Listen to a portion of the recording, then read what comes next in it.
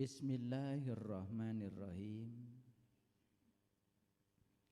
Assalamualaikum warahmatullahi wabarakatuh. Salam sejahtera untuk kita semua. Om Swastiastu, Namo Buddhaya. Salam kebajikan, Sampurasun. Rahayu Sagung Dumadi. Semoga seluruh makhluk hidup di semesta ini, baik yang kelihatan maupun yang tidak kelihatan, di setiap ruang dan waktu, di semua tingkatan, senantiasa hidup berbahagia. Semoga kita di sisa usia kita selalu menjadi sumber cinta, sumber kebahagiaan, sumber berkah, sumber kedamaian bagi makhluk, bagi semua makhluk dimanapun mereka berada. Segala puji hanya milik Allah, Sang kehadiran, Sang keberadaan yang tidak pernah tertidur, tidak pernah terkantuk. Dia adalah Al-Qayyum, selalu terjaga, memenuhi kebutuhan semua makhluknya tanpa batas. Tidak ada kebutuhan makhluk hidup yang diabaikan oleh Dia.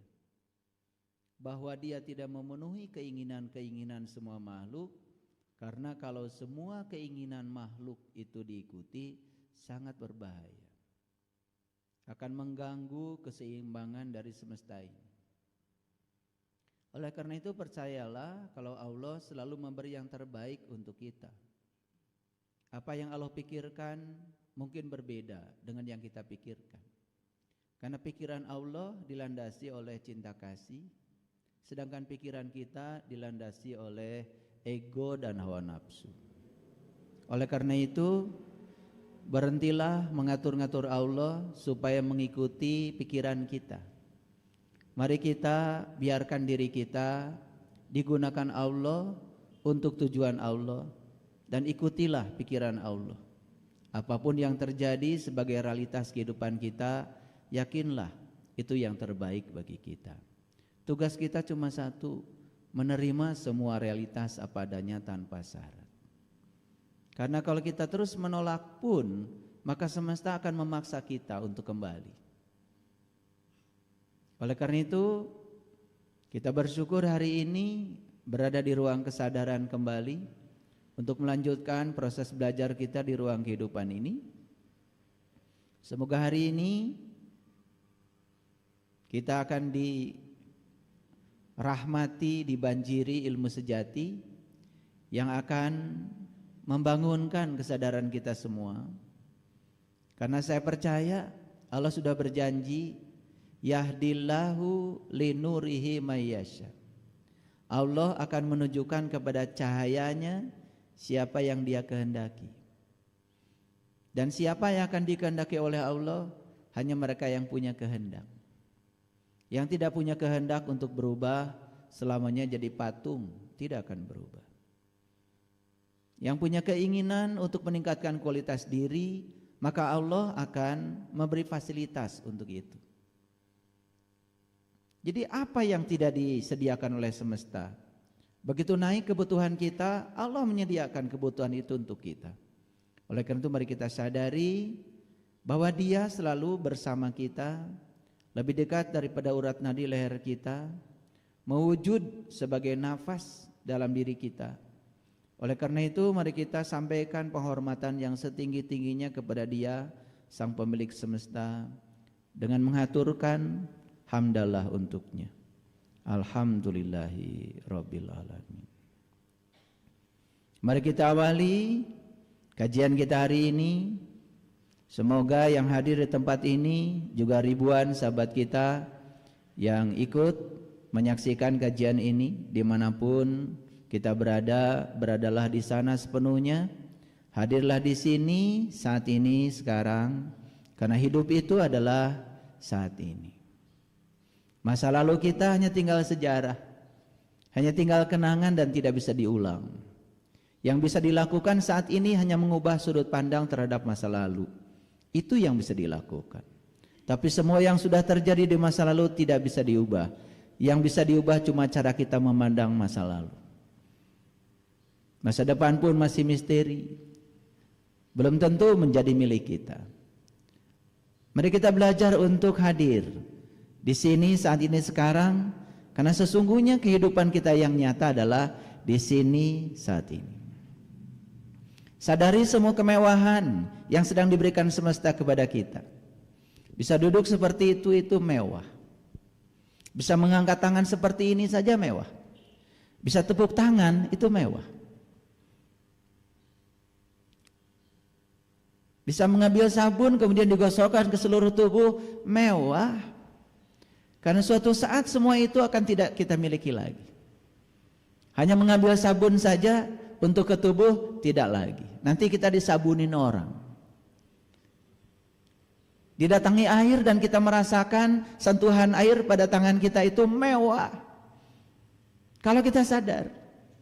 Dan itu semua terabaikan karena kita tidak pernah hadir. Saat Allah hadir sebagai kesadaran, kita lari dari kesadarannya. Dan kita hidup dalam ketidaksadaran sudah bertahun-tahun. Terus pikiran kita bergerak ke depan, mengejar sesuatu yang tidak ada di hadapan kita. Oleh karena itu, mari kita rundukkan kepala kita. Kita mohon kepada Allah diberikan kekuatan, diberikan kesabaran, agar kita semua bisa ikut di jalannya. Karena siapapun yang ikut di jalannya pasti hidupnya akan menakjubkan. Allah sudah berjanji, siapapun yang mau menjadi Bani Israel, Bani itu orang, Isra itu berjalan, El itu Tuhan, yang mau berjalan di jalanku, kata Allah, wa anni fadaltukum alal alamin, aku akan unggulkan kamu dari umat manapun. Jadi umat yang diunggulkan oleh Allah itu adalah siapapun yang mau menginjakan kaki di jalannya Allah, yang mau hidup bersama Allah, yang mau menerima semua ketentuannya Allah. Oleh karena itu mari kita sapa asma Allah dengan kelembutan dan cinta seraya membaca basmalah. Bismillahirrahmanirrahim. Hari ini saya nggak tahu ya, pengen cerita tentang kuburan.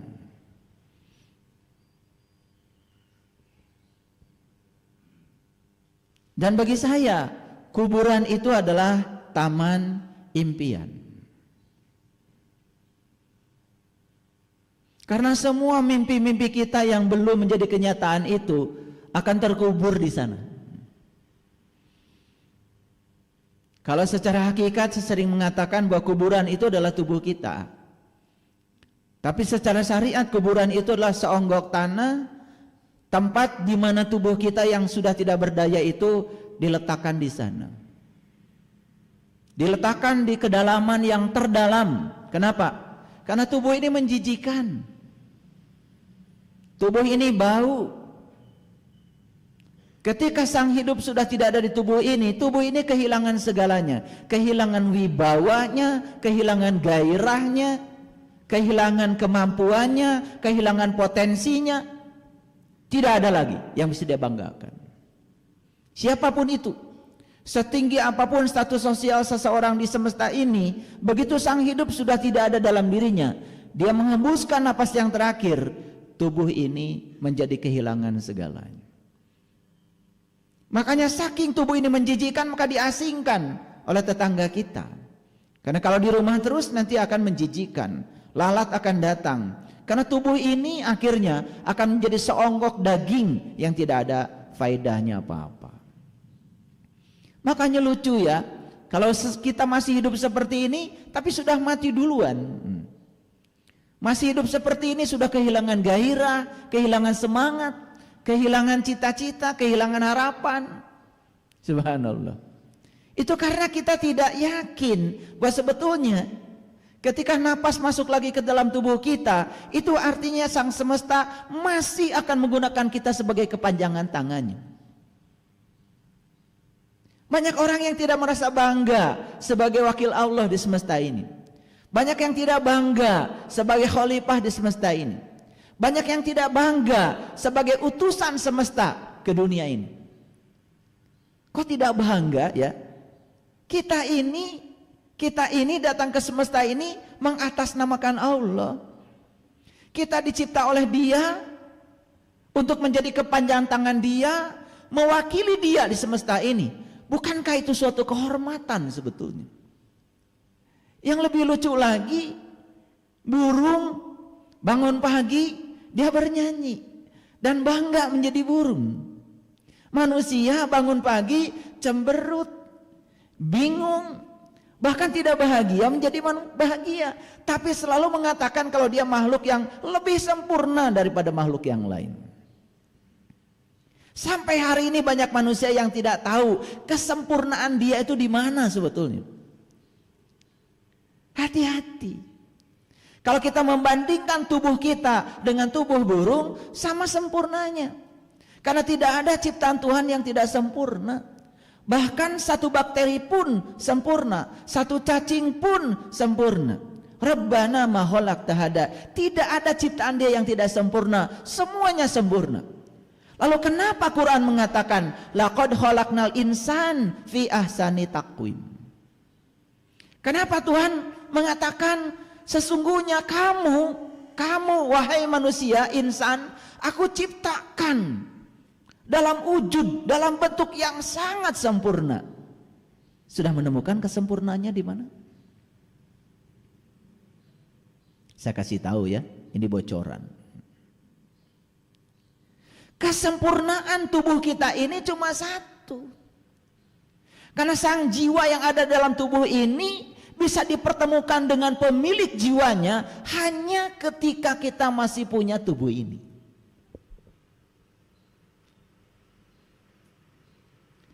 Makhluk lain selain manusia, sapi, kerbau, kambing, ayam, semuanya, burung,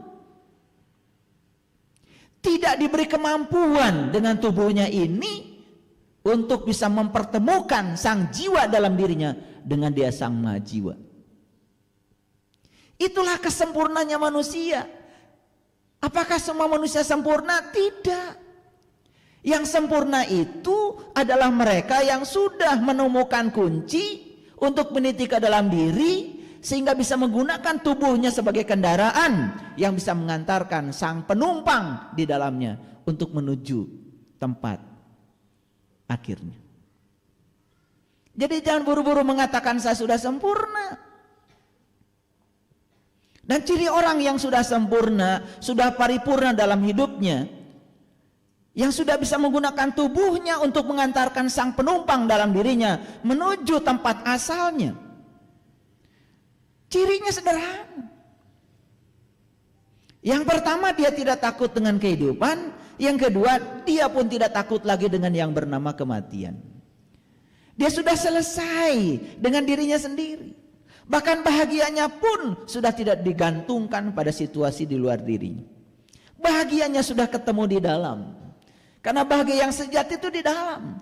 Bahagia yang di luar itu tidak ada. Bahkan tidak ada yang abadi.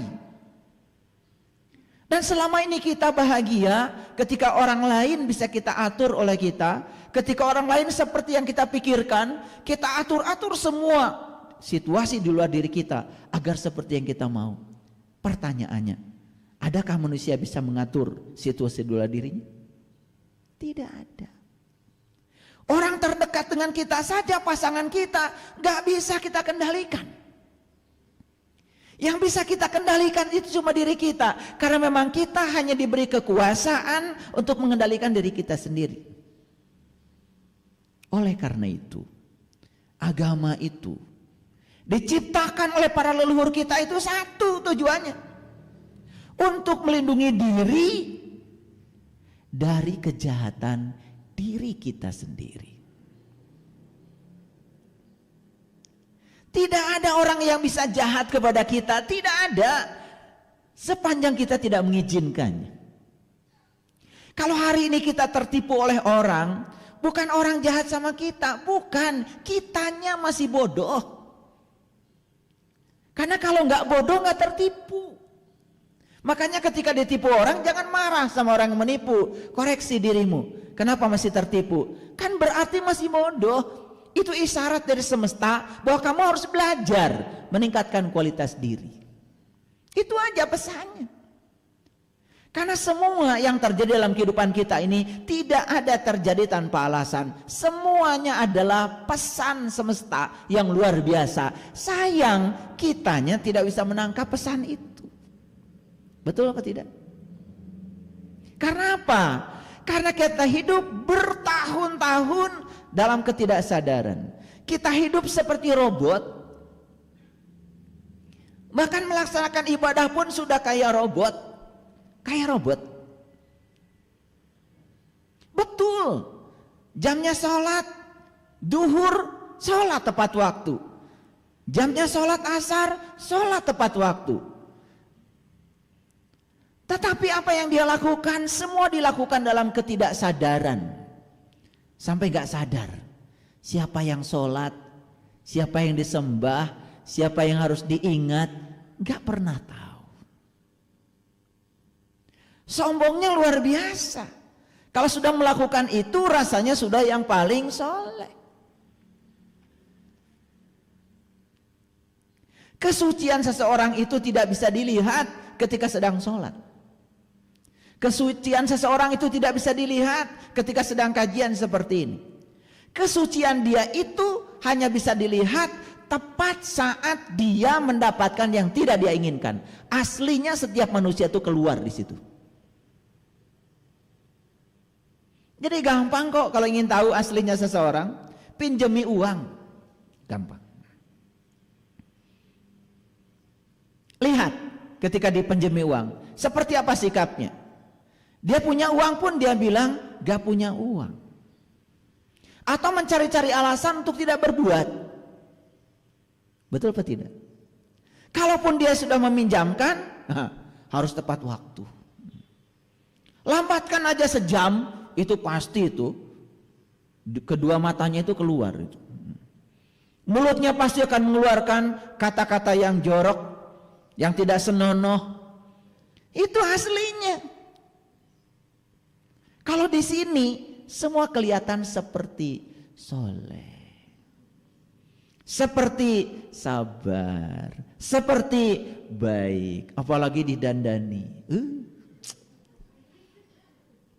Ya toh? Didandangi dengan kain-kain yang dianggap oleh masyarakat suci. Betul apa? Yang sini pakai baju koko, yang sini pakai gamis. Kalau sudah pakai gitu kan dianggap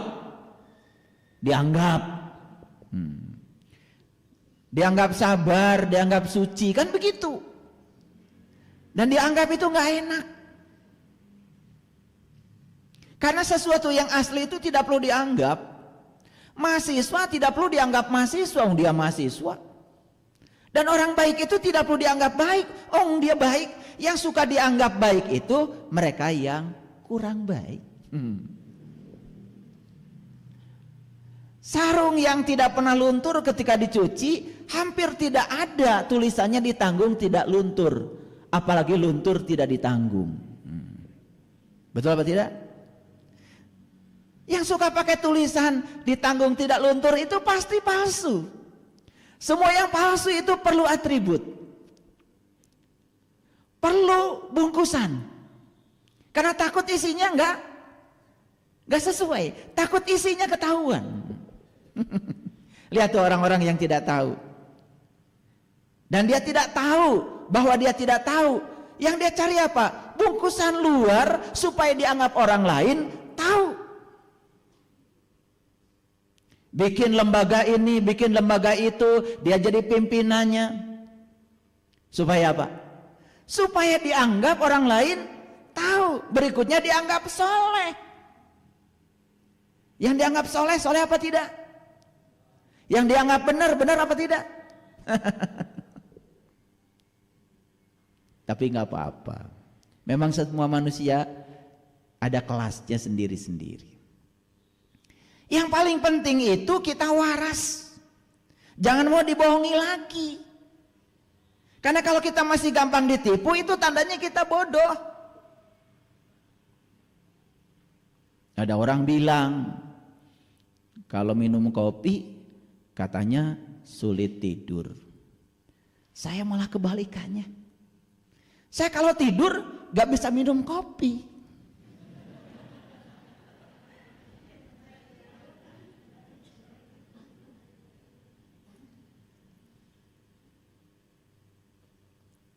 Oleh karena itu hari ini saya mau cerita kuburan deh. Dan kuburan yang saya maksud itu adalah seonggok tanah yang telah mengubur tubuh yang tidak berdaya. Dan itulah sebetulnya yang saya maksud adalah taman impian. Karena semua mimpi-mimpi kita itu akan dibawa ke sana. Betul apa tidak? Ya, makanya saya sebut kuburan itu adalah taman impian. Sudah siap belajar hari ini? Yes. Seperti biasa, setiap belajar dengan saya pasti saya akan membangun sebuah kompetensi. Dan kompetensi yang saya bangun adalah kita punya kesadaran baru setelah ini. Saya analisis dulu judul ini supaya mengerti. Jadi mimpi dalam judul ini itu adalah tentang segala harapan yang belum terlaksana akibat terlalu banyak tidur. Jadi hidup dalam ketidaksadaran. Sekali lagi ya, mimpi dalam judul ini yang saya maksud adalah tentang segala harapan yang belum terlaksana akibat terlalu banyak tidur. Jadi tidur itu melambangkan ketidaksadaran. Jadi hidup kita dalam ketidaksadaran. Artinya apa? Segala aktivitas yang kita lakukan itu dilakukan dalam ketidaksadaran. Dan saya kasih tahu, apapun aktivitas yang dilakukan dalam ketidaksadaran itu sebetulnya adalah mimpi. Ulangi ya. Jangan dikira loh, sholat itu bisa jadi mimpi kalau dilakukan dalam ketidaksadaran.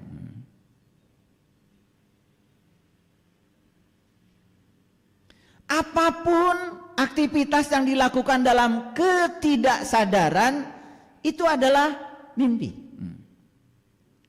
Sekarang saya mau tanya, kapan Bapak Ibu mimpi?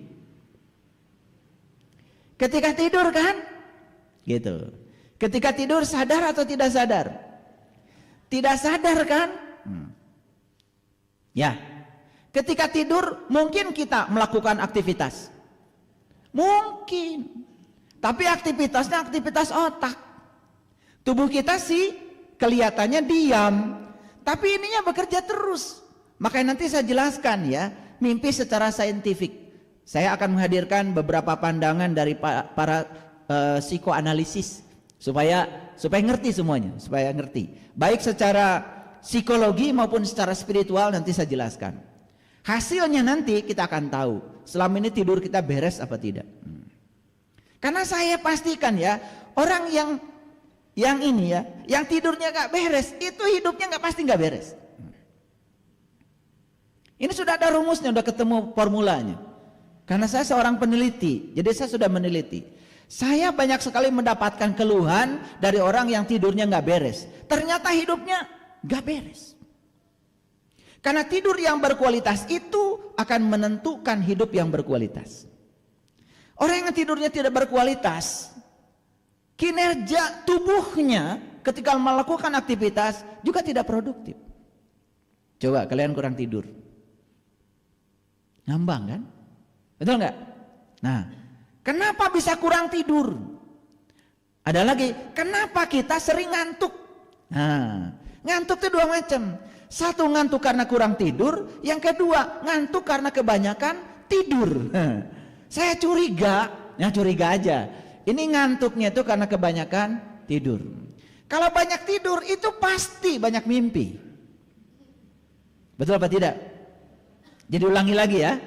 Segala aktivitas yang dilakukan dalam ketidaksadaran itu adalah mimpi. Mimpi itu artinya tidak nyata, alias ilusi. Ini saya kasih tahu ya, karena ini saya ulang-ulang ayat ini. Dalam Quran surat An-Nisa ayat 142. Allah berfirman seperti ini. Innal munafiqina yukhadi'unallah wa huwa khadi'uhum. Wa idza qamu ila shalah qamu kusala. Yura'unan nas wa la yazkurunallaha illa qalila. Begitu. Ngerti apa tidak? Ya itu. Tapi kalian itu kan sukanya membaca yang tidak dimengerti. Dan sudah membaca itu berulang-ulang, walaupun gak ngerti, sombongnya luar biasa.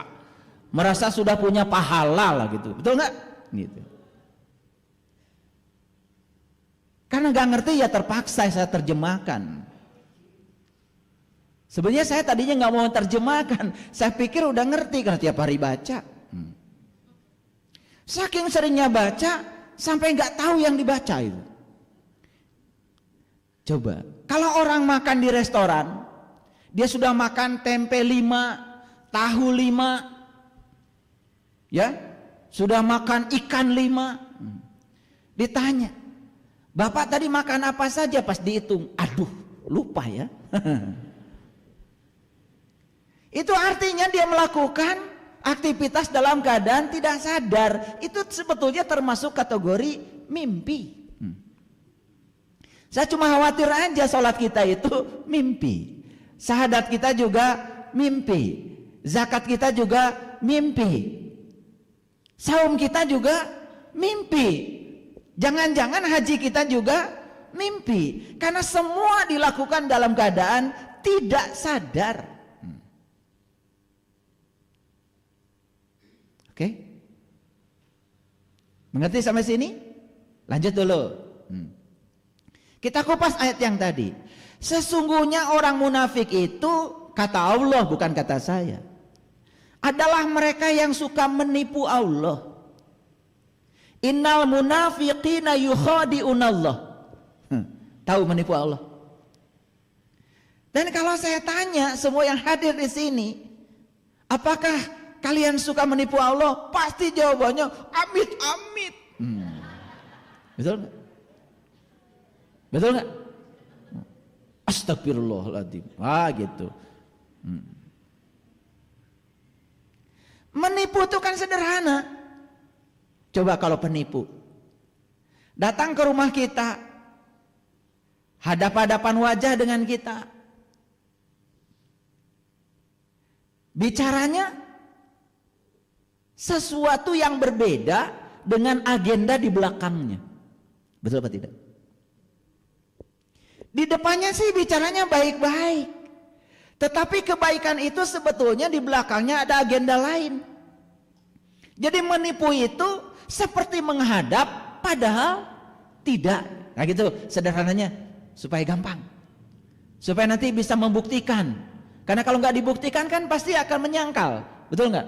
Kalau setannya suka menipu Allah, amit amit.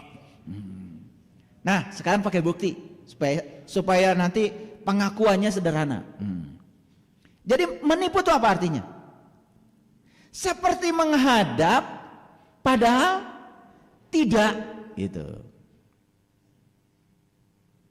Kan kalau kita sholat kan seperti menghadap, betul nggak?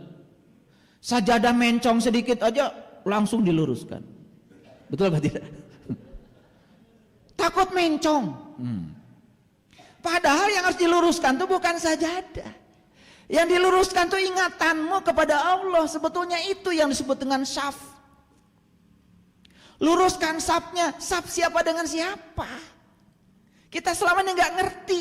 Syaf itu hanya antara kita dengan teman kita di samping. Udah gitu, kadang-kadang suka lebay. Betul nggak? Rapatkan sayap syafnya, langsung kaki dirapatkan. Betul apa tidak? Sampai bersentuhan dengan teman kita. Pernah saya tanya itu, kenapa kaki harus bersentuhan? Bahaya Pak kalau nggak bersentuhan. Kenapa? Setan bisa masuk dari situ. Lah, kalau ini bersentuhan kan bolongnya di sini lebih gede. Bukannya setan tetap masuk dari sini? Itu jawaban yang lucu. Tapi kelucuan itu kan sebetulnya sudah menjadi jawaban umum. Betul nggak? Karena berbicara sab, selalu sab itu adalah antara kita dengan orang lain. Ya kan? rapatkan, luruskan, itu nggak ngerti kita itu. Sebetulnya jamaah yang sebenarnya itu antara kita dengan dia. Karena sholat sendiri kan artinya adalah penyatuan. Sholat itu artinya merasakan kehadirannya. Karena sholat itu bukan menyembah. Kalau sholat menyembah kan bahaya. Yang disembah dengan yang menyembah masih ada jarak. Sedangkan Allah mengatakan, aku bersama kamu, lebih dekat kepadamu daripada uratnya di lehermu. Mau nyembah gimana lagi yang dia bersamamu? Bahkan mewujud menjadi napasmu. Bahkan dia tinggal di penglihatanmu, dia tinggal di pendengaranmu. Masih kurang bukti gitu? Coba lihat orang ketika berhenti bernafas. Walaupun punya mata tidak melihat lagi, punya telinga tidak mendengar lagi, dicocokin makanan apapun tidak merasakan lagi. Bukankah kita merasakan semua jenis makanan justru karena kehadiran dia? Nggak usah jauh-jauh belajar tauhid. Itu namanya belajar kesadaran. Makanya saya mau makan saja bisa menangis. Kenapa? Apa kira makanan yang dimakan itu sesuatu yang berbeda dengan diri kita? Tidak. Karena semua yang kita makan, energinya akan menyatu dalam tubuh kita. Materinya akan menyatu jadi darah kita, daging kita, tulang kita. Makanya hormati yang kita makan itu. Sekarang di piring, tapi sebentar dia akan berubah menjadi tubuh kita. Bukankah itu adalah calon tubuh kita? Makanya mau makan itu, hargai makanan itu. Cari makanan yang bagus, yang mewah. Jangan yang haram, jangan yang jelek. Hargai tubuhmu. Tubuh ini mahal. Pemberian Allah yang luar biasa. Pantaskan dirimu. Kasih baju yang bagus. Kasih sepatu yang bagus. Buat dirimu. Kasih yang terbaik. Kalau buat dirimu saja kamu memberi yang terjelek, bagaimana kamu bisa menjadi murah hati pada orang lain? Untuk diri sendiri saja pelit. Punya duit taruh di bank. Punya duit taruh di bawah bantal. Makan seadanya. Ya tubuhnya sakit. Tubuh tidak dilayani, tubuh juga tidak akan melayani kita. Belum sampai jiwa kita diantarkan kepada tempatnya, tubuh ini sudah mogok, tidak layak pakai. Maka di usia muda, sang napas sudah tidak mau lagi masuk ke tubuhmu, gak layak pakai. Jantung sudah tidak berfungsi, paru-paru sudah tidak bisa mengubah karbon dioksida menjadi oksigen menjadi karbon dioksida. Darah sudah tidak mengalir lagi, sumbatan dalam tubuh banyak. Karena apa? Makan sembarangan. Saya kalau bicara begini pengen menangis. Kenapa? Saya memperhatikan begitu banyak orang yang punya tubuh yang luar biasa ini. Dia abaikan tubuhnya. Dia terus mengejar sesuatu yang hanya dalam mimpinya sendiri. Kita kembali lagi kepada tadi. Sesungguhnya orang munafik itu adalah orang yang suka menipu Allah. Menipu itu artinya apa? Seperti berhadapan tapi tidak. Mari kita jujur pada diri kita sendiri. Betul? Sajadah kita sudah diluruskan. Tapi begitu Allahu Akbar, barisan kita tidak rapat bersama Allah.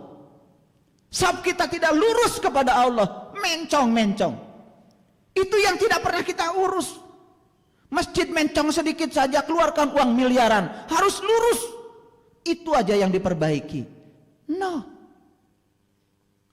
Allah mengatakan walillahil masyriqi wal maghrib fa aina matuwalu fasamma wajhullah. Aku meliputi timur dan barat, dan kemanapun kamu malingkan wajah, aku akan mendapatkan aku.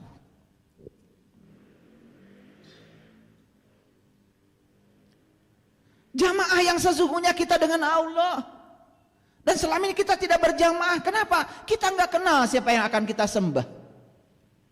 Bahkan kita tidak berusaha untuk mencarinya. Sudah dikasih contoh oleh Rasulullah SAW.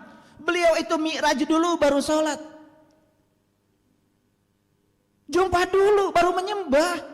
Jumpa dulu baru bisa menyatu. Menghadapkan wajah batinnya. Lurus kepada dia. Itu safnya tidak mencong. Kalau sudah lurus kepada dia, apa yang terjadi? Tidak ada celah antara kita dengan Allah. Makanya tidak mungkin ada setan. Setan itu apa sih? Setan itu masuknya bukan lewat kaki, bukan lewat sini. Setan itu masuk lewat pikiranmu. Setan itu masuknya di sini, di sini. Ketika sop kita tidak lurus, sop kita tidak rapat, setan masuknya di sini. Apa itu setan? Ketika sholat, kita memikirkan ini, memikirkan itu semuanya setan. Itu yang namanya tagut, segala sesuatu selain Allah. Tetapi habis sholat sombong kita luar biasa. Rasanya sudah sholat, rasanya sudah menyembah Dia. Untung Allah diam dan Allah tidak pernah bersuara. Bagaimana kalau Allah mengatakan, aku tidak merasa disembah olehmu. Sepanjang kamu sholat, kamu hanya menyembah ilusimu sendiri, pikiranmu sendiri.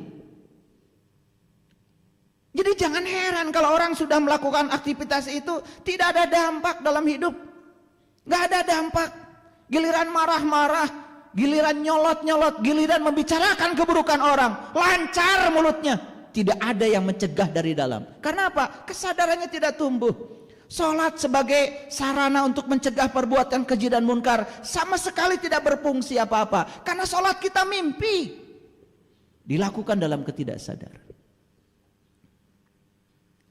Saya nggak tahu. Saya kalau ditanya oleh tim, ayah, Selasa ini judulnya apa? Saya kalau ditanya begitu saya nggak bisa jawab. Ketika otak saya masih di beta, itu adalah otak saya, itu pikiran waras saya. Dan saya untuk memberi judul saja, saya harus masuk ke gelombang alfa. Begitu saya sudah masuk gelombang alfa, udah rileks, saya tidak punya kemelekatan, saya tidak sibuk dengan pikiran saya, judul ini muncul. Dan saya juga nggak tahu kenapa semua yang hadir hari ini harus mendengarkan ocehan saya ini. Ingat, kelihatannya saya yang sedang berbicara. Tapi setiap saya mau berbicara, menyampaikan pengalaman ini kepada semuanya, saya selalu mengkoneksikan diri saya kepada Dia. Subhanaka la ilma lana illa ma 'allamtana innaka antal alimul hakim. Maha suci Engkau ya Allah. Sungguh aku tidak tahu apa-apa kecuali Engkau yang memberitahu. Saya tidak pernah berusaha menghafalkan untuk ceramah seperti tidak. Saya cuma duduk di sini. Bismillahi tawakkaltu ala Allah, la haula wala quwata illa billah. Ya Allah, silahkan. Aku diciptakan Engkau untuk menjadi kepanjangan tanganmu, menyampaikan cinta kasih-Mu. Jika ada yang hendak Engkau sampaikan kepada semua hamba-hamba-Mu yang Kau cintai, yang sedang memasangkan telinganya di tempat ini ataupun di tempat lain, karuniakanlah kepada mereka ya Allah. Karuniakanlah kepada mereka.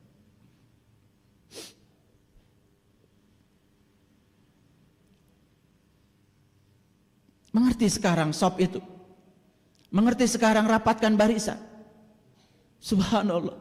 Bertahun-tahun kita sholat cuma itu saja. Udah jelas hasilnya tidak ada. Tidak mau mengembangkan diri. Apa sebetulnya pesan leluhur kita yang sebenarnya? Hadirin, saya kasih tahu.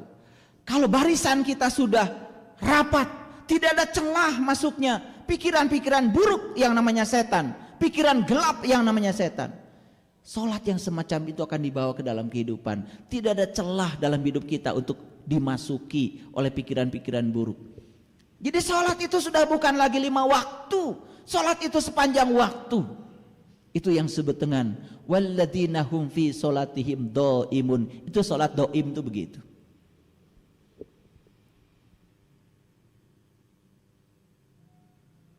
Makanya di masjid ini tidak ada batas suci di sana. Mungkin satu-satunya masjid yang tidak ada batas sucinya adalah masjid yang saya bangun ini. Kenapa? Saya khawatir kalau pakai batas suci, kalian cuma so suci aja di masjid, keluar dari sini melakukan tindakan yang buruk. Karena sucinya cuma di sini aja. Saya tidak batasi karena suci itu di sini, dimanapun. Kalau kita berkesadaran, kesucian itu akan selalu melekat. Ini yang kita butuhkan sekarang, kesadaran.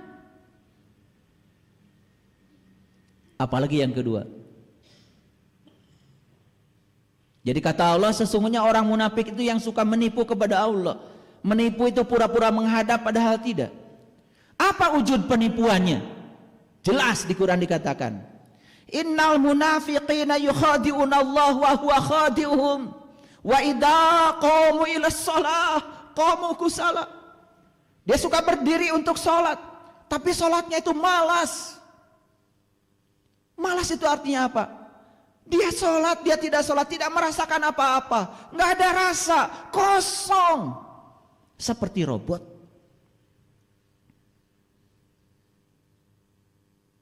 Ditambah yang kedua, kata Allah, yura'unan nas, yura'unan nas.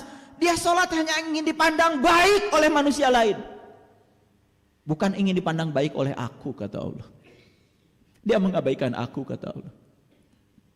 Dia lebih suka disebut soleh oleh tetangganya daripada disebut baik oleh aku. Dia tidak mencari aku, dia hanya mencari popularitas agar dipandang terhormat di mata masyarakat.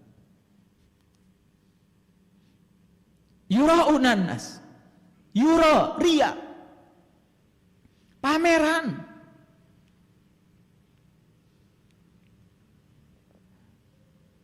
Ketika sholat berjamaah, bacaannya panjang, biar disebut orang lain, luar biasa.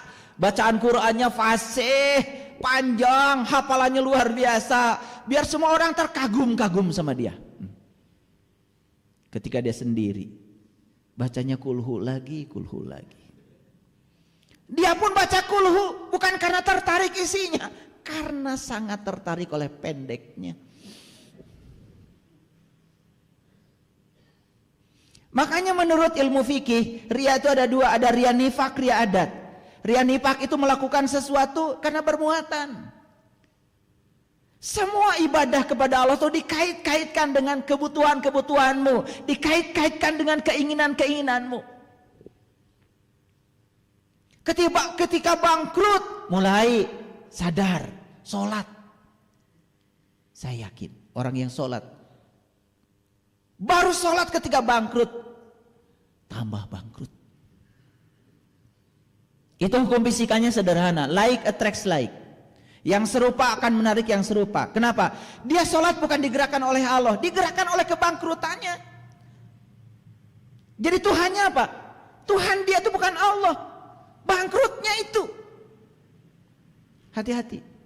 Kan banyak yang mengajarkan keliru, mengajarkan agama, sok tahu. Kalau kamu banyak masalah, banyak tahajud, berarti tahajud itu didorong oleh masalah, bukan oleh Allah. Tambah banyak masalahnya. Itu sudah terbukti. Ada yang namanya law of spiritual attraction. Nah, gaul dikit.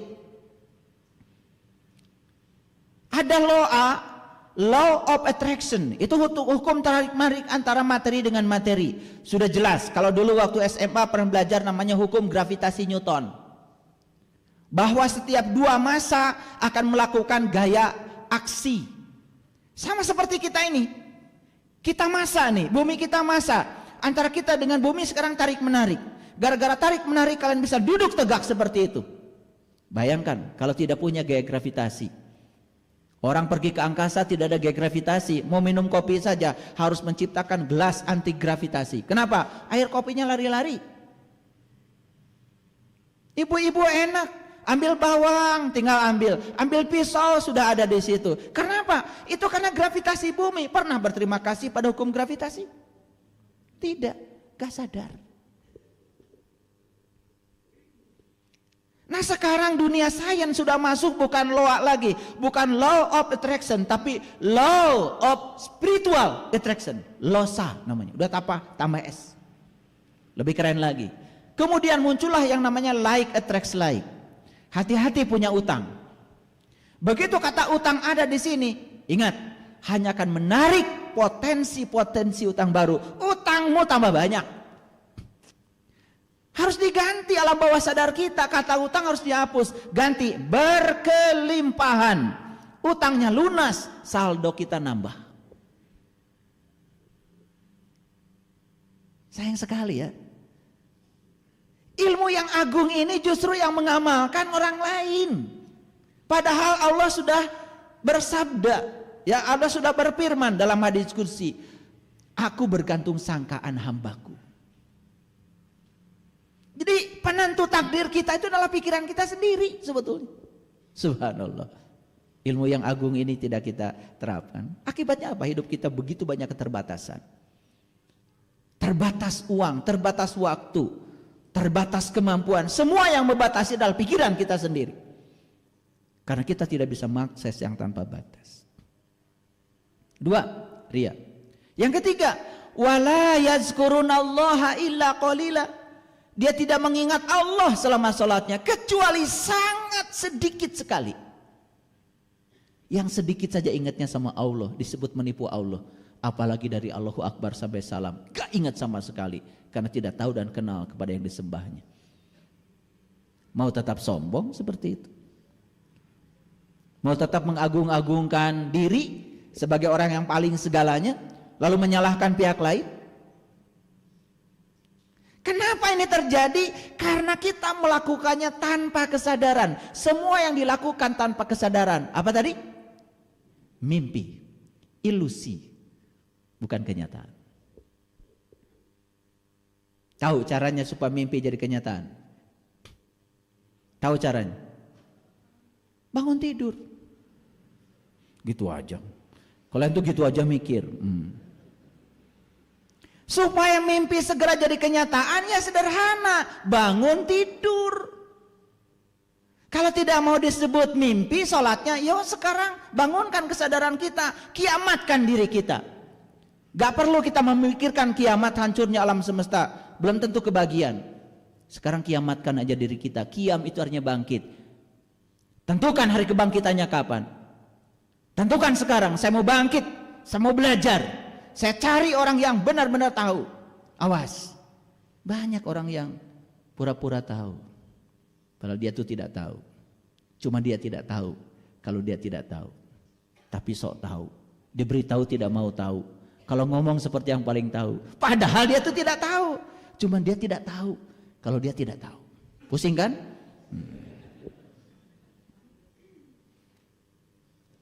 Makanya begitu kita sadar, oh ternyata saya tidak tahu. Sekarang saya tahu kalau saya tidak tahu.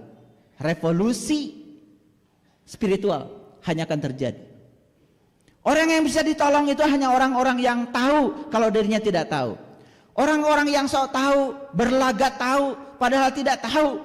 Cuma dia tidak tahu kalau dirinya tidak tahu. Dia bungkus dengan berbagai macam atribut. Dia dandangi tubuhnya macam-macam. Banyak bungkusnya. Gak puas tasbihnya segede-gede kelereng, pakai yang segede-gede gini tasbih. Tasbih itu sudah jadi benda, sudah jadi alat penghitung. Luar biasa ya. Allah aja nyebut-nyebut nama kita tanpa batas. Kita nyebut nama Allah aja harus pakai batas. Makanya terbatas terus. Allah cinta kasihnya kepada kita tanpa batas. Kita untuk Allah selalu berbatas. Betul apa tidak? Mengucapkan subhanallah itu bagus. Tetapi mengucapkan saja tidak cukup.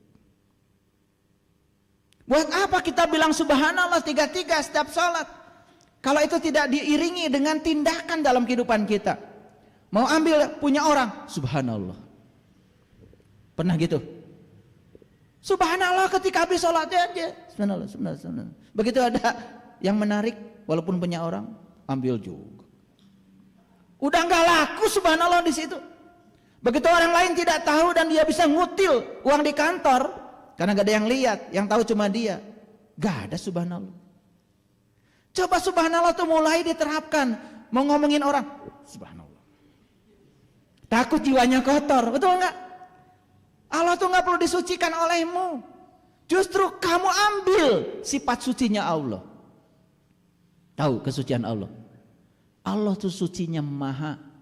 Saking mahanya Allah itu tidak pernah terganggu oleh kotoran apapun. Engkau bagai air yang jernih di dalam bekas yang berdebu. Itu Dia itu bagai air yang jernih dalam bekas yang berdebu. Sekotor apapun tubuh kita, dia tetap aja maha suci. Itu. Belajar dari kemahasuciannya Allah. Tidak ternoda. Kalian tuh gampang sekali ternoda. Wajah-wajahnya kayak gini. Baperan. Baca subhanallahnya sudah lancar. Tetapi kotor. Kenapa? Subhanallah cuma di atas mulut. Tidak ditarik dalam kesadaran. Mau bicarakan orang. Buruk sangka sama suami. Subhanallah. Gitu enggak kalian? Enggak. Karena pahalanya nanti. Padahal pahala itu sekarang. Mau dapat pahala sekarang? Nih saya kasih tahu. Begitu baca subhanallah dengan kesadaran. Mau mengucapkan sesuatu yang buruk, mau marah sama anak, subhanallah, pahalanya langsung dapat saat itu juga, nyata. Kenapa?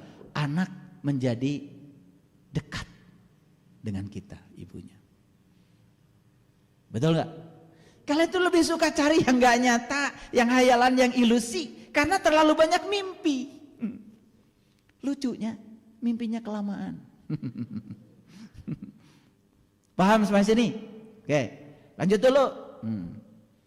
Jadi, sekali lagi, segala aktivitas yang dilakukan dalam ketidaksadaran adalah mimpi, tidak nyata alias ilusi. Maaf ya, saya baca subhanallah itu enggak sebanyak kalian. Tetapi saya melakukan subhanallah sepanjang waktu. Ada kejadian yang tidak mengenakan saya. Saya langsung bilang subhanallah. Pasti ada pesannya. Tuhan, ajarkan saya bisa menangkap pesannya apa. Saya hilang mobil, subhanallah. Dipinjam tetangga sampai sekarang gak balik-balik. Pesannya apa? Pesannya kata Allah, kamu ketika punya mobil jadi susah. Mikirin mobil terus. Kegesrek sedikit kamu gak bisa tidur, makanya aku ambil kata Allah. Subhanallah. Jadi siapa yang perlu disucikan, Allah atau diri kita? Diri. Makanya garam 1 sendok masukkan pada air 1 gelas, asin. Kenapa? Karena sempit ruang. Tapi garam 1 sendok lepaskan di danau, sama-sama menerima 1 sendok tapi tidak berubah. Itu namanya maha, itu begitu, tidak terganggu. Kalian tuh bilang maha aja sampai sekarang gak ngerti. Engkau bagai air yang jernih di dalam bekas yang berdebu. Zahirnya kotoran itu terlihat, kesucian terlindung jua. Cinta bukan hanya di mata, cinta lahir di dalam jiwa. Biarlah salah di mata mereka, biar perbedaan terlihat antara kita. Ku harapkan kau kan terima, walau dipandang hina. Gak apa-apa, dihina juga. Tidak ternoda. Namun hakikat cinta kita, kita yang rasa. Suatu hari nanti pastikan bercahaya, pintu akan terbuka, kita langkah bersama. Di situ kita lihat, bersinarlah hakikat. Debu jadi permata, hina jadi mulia. Bukan hayalan yang aku berikan, tapi keyakinan yang nyata. Saya tidak mau menyampaikan mimpi pada kalian. Saya menyampaikan yang nyata-nyata saja. Saya tidak mau menjanjikan kehidupan nanti, karena saya belum ke sana.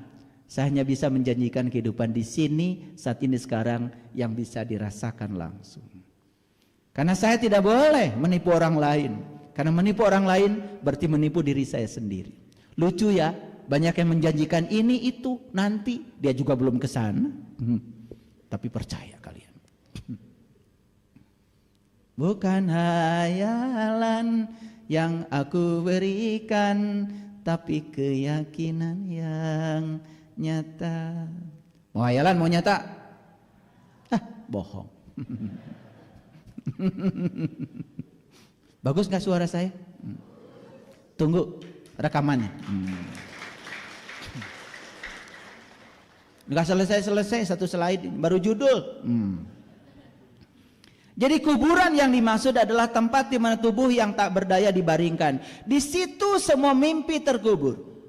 Kenapa mimpinya dibawa ke kuburan? Satu, tidurmu terlalu panjang. Sejak lahir sampai mati gak sadar-sadar. Makanya Rasulullah bersabda, janganlah kamu mati meninggalkan utang. Janganlah kamu mati meninggalkan utang. Utang yang dimaksud oleh kita ke BRI, ke BCA itu no. Apa utang itu? Utang besar manusia dalam hidup ini adalah gak tahu jati dirinya, gak tahu Tuhannya. Itu utang. Dan utang itu yang harus dilunasi duluan. Utang itu harus dibayar duluan. Nih saya kasih tahu. Begitu hari ini kita lunasi hutang kita, awas. Kenapa disebut utang? Saya kasih tahu penjelasannya. Waktu kita setelah ditiupkan ruhku ke dalam tubuh kita, kita ditanya oleh Allah, Alastu birabbikum? Apakah aku ini Tuhanmu? Kata Allah, yes. Qalu bala syahidna. Ya, aku menyaksikan Tuhan. Apa yang pernah kita saksikan saat itu? Sekarang kita sudah lupa. Makanya lupa itu jadi utang. Makanya harus ingat kembali. Begitu yang lupa ingat kembali itu namanya tobat. Tobat itu bukan minta ampun hadirin. Ya, karena ngikut-ngikut orang jadinya gitu aja kita. Tobat minta ampun. Tobat itu bahasa Arab berkata taba, ya tubuh taubatan. Tobat itunya balik tobat itu. Nih HP saya adanya di situ. Saya pindahkan ke sini, balikin ke sini, itu namanya tobat. Asalnya kita kenal pada dia, jadi nggak kenal, kenali lagi dia, itu namanya tobat. Makanya begitu kita balik kepada dia, apa kata dia? Inna fatahna laka fatham mubina. Sungguh aku telah memberikan keterbukaan kepada kamu. Keterbukaan yang amat nyata. Terbukanya apa? Terbuka mata kalbu kita, terbuka mata jiwa kita. Yang asalnya tertutup, tidak tahu pada dia, tahu lagi di kehidupan yang sekarang ini. Karena siapa yang tidak berjumpa dengan dia di kehidupan yang sekarang, tidak akan berjumpa di akhirat. Wa adallu sabila, bahkan jalannya lebih sesat. Itu Quran, surat Al-Isra 72. Wa man kana fi hadhihi a'ma wa huwa fil akhirati a'ma wa adallu sabila. Begitu kata Allah. Siapa yang tidak melihat di dunia, dia tidak akan melihat di akhirat. Dan jalannya lebih sesat.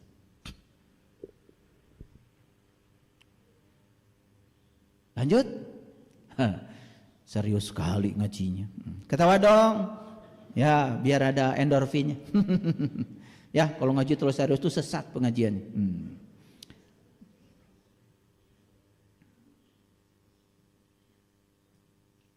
Lanjut. Oke. Baik, kalau lanjut. Jadi sudah mengerti judul yang tadi? Oke. Mimpi bukanlah kenyataan. Setuju? Ulangi. Mimpi bukanlah kenyataan. Kalian mimpi makan di restoran, gak nyata.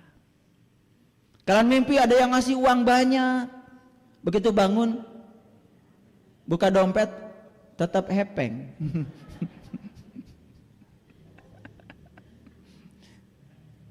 Makanya jika mimpi ingin segera menjadi kenyataan, apa kata saya? bangun tidur, segera bangkit, kiamatkan diri, segera sadar, lakukan semuanya dalam kesadaran. Kalian mengunyah nasi dengan kesadaran, sadar kalau kalian diberi lidah, sadar diberi mulut, sadar diberi gigi, sadar diberi nafas, sadar bahwa semua rasa itu kita rasakan karena kehadiran Dia dalam diri kita. Lagi mengunyah itu bisa keluar air mata. Itu namanya nyata. Selama ini kita makan pun dalam ilusi, dalam ketidaksadaran. Betul?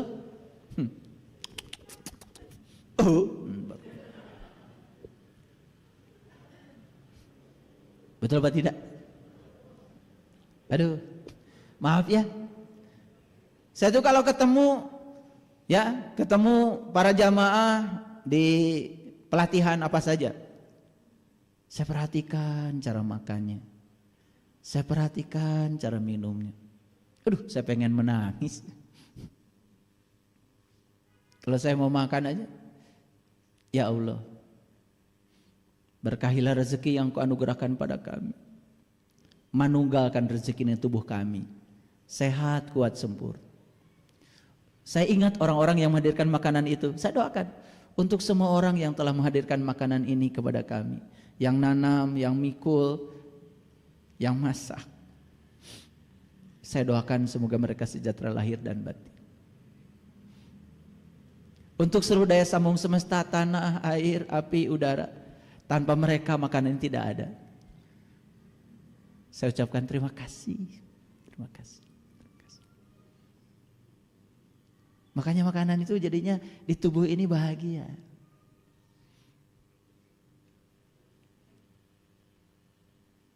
Kalian habis makan mencret, gak bahagia tuh makanan masuk tubuhmu itu. Saya gak pernah mencret. Sampai mohon maaf, buang air besar pun saya kontrol. Ya, nggak boleh terlalu keras, tidak boleh juga mencret, harus lembut. Begitu pluk, harus tenggelam, nggak boleh ngapung. Kalau ngapung berarti minyak terlalu banyak.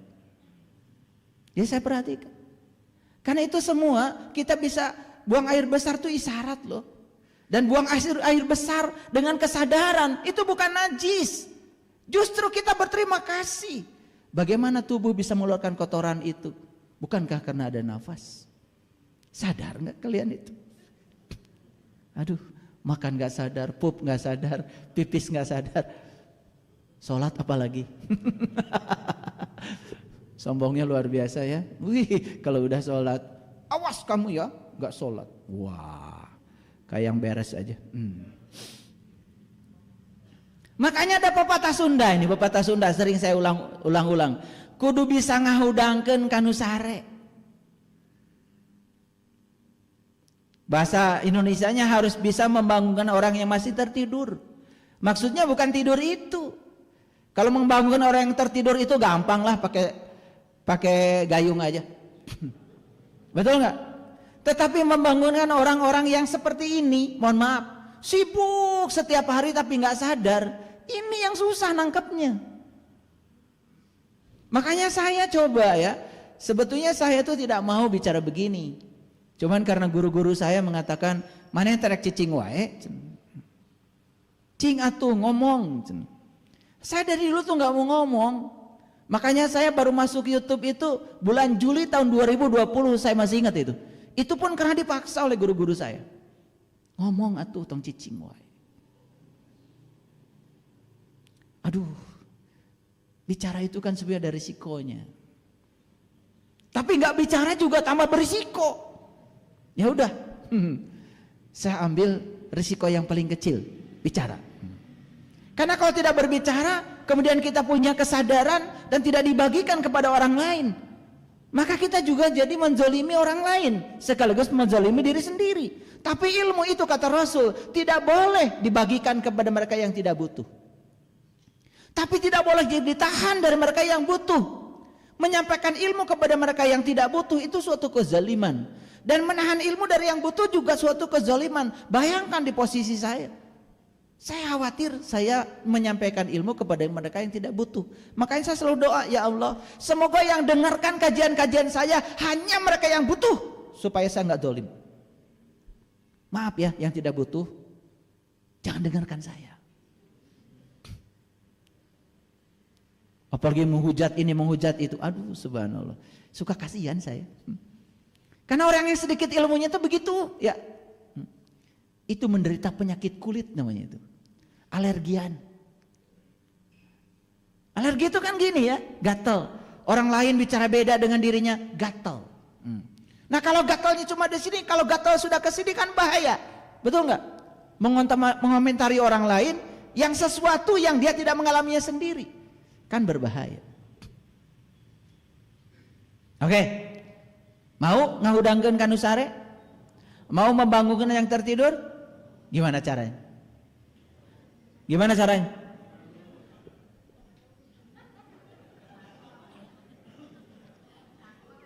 Apa? Bukan. Kalian tidak akan bisa membangunkan orang lain sepanjang kalian belum bangun. Sederhana tako.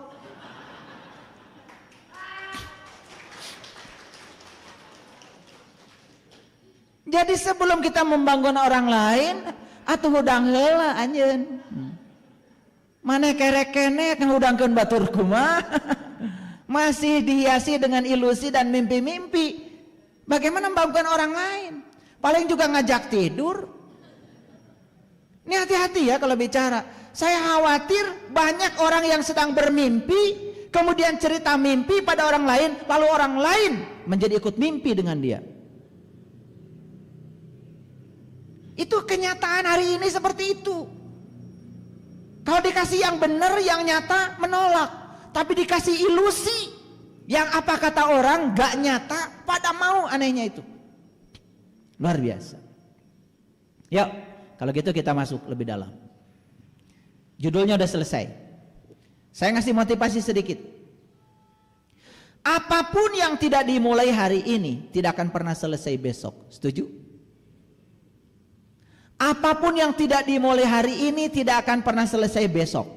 Jadi kalau selesai besok ingin selesai, mulainya kapan? Sekarang. Mulailah dari mana kita berada.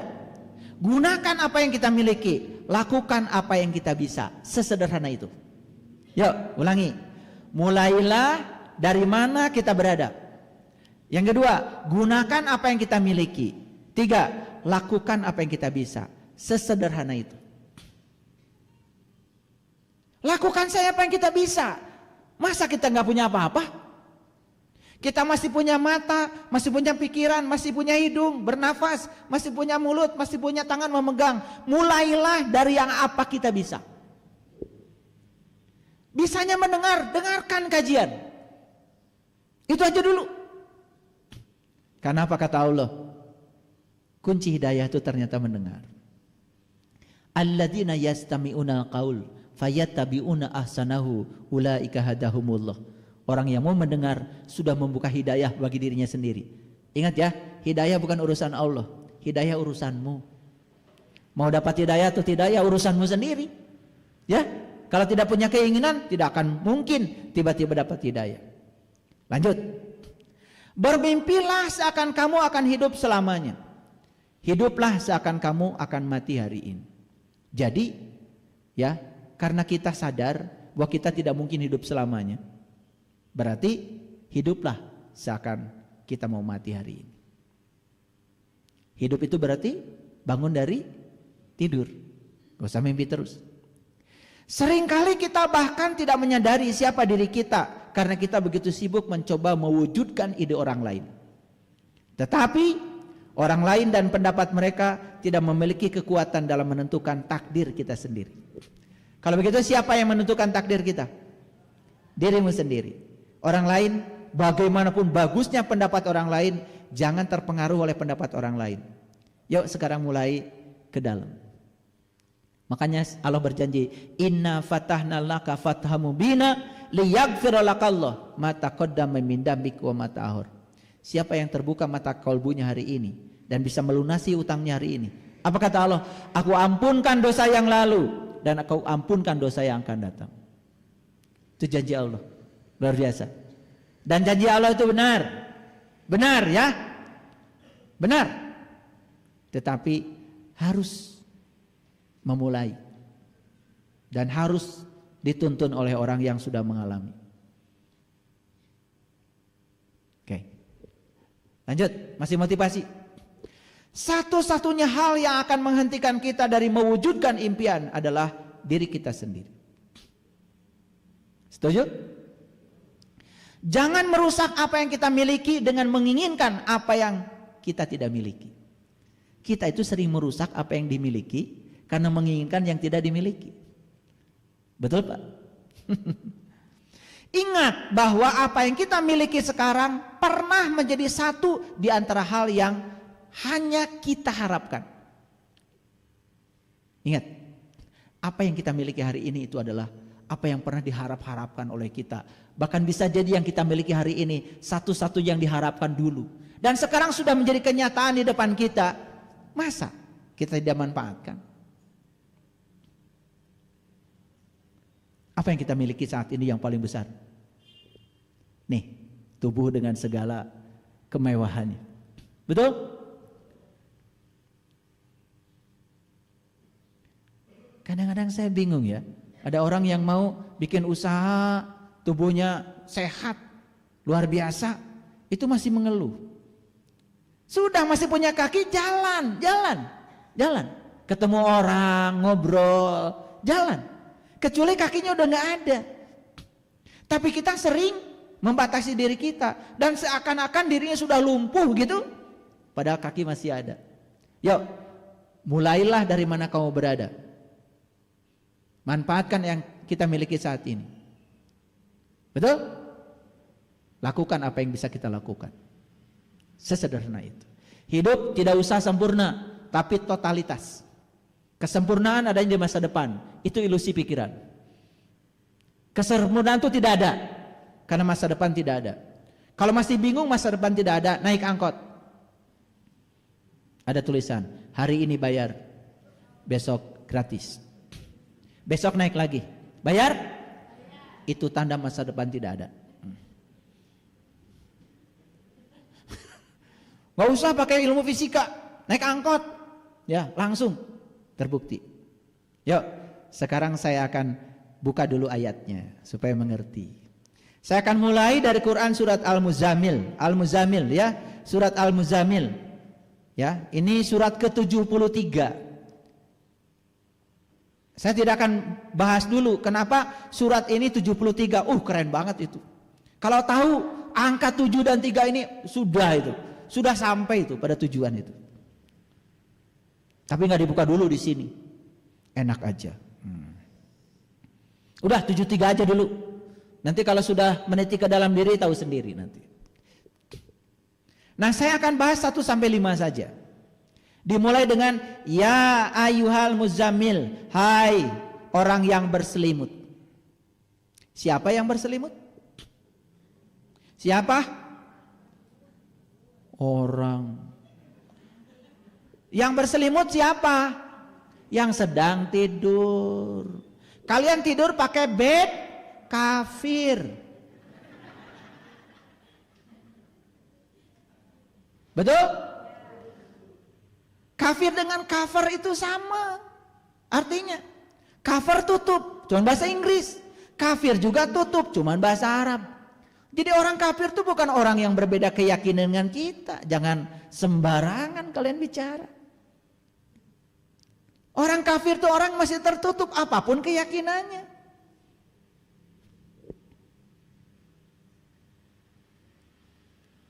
Ulangi. Rasakan dulu. Ya ayyuhal muzammil, hai orang-orang yang berselimut. Kalau dihaikan jawabannya apa? Kalian itu. Ulangi, jawab dong. Hai orang-orang yang berselimut. Berarti masih tidur. Ini lucu ya, yang tidur bisa jawab.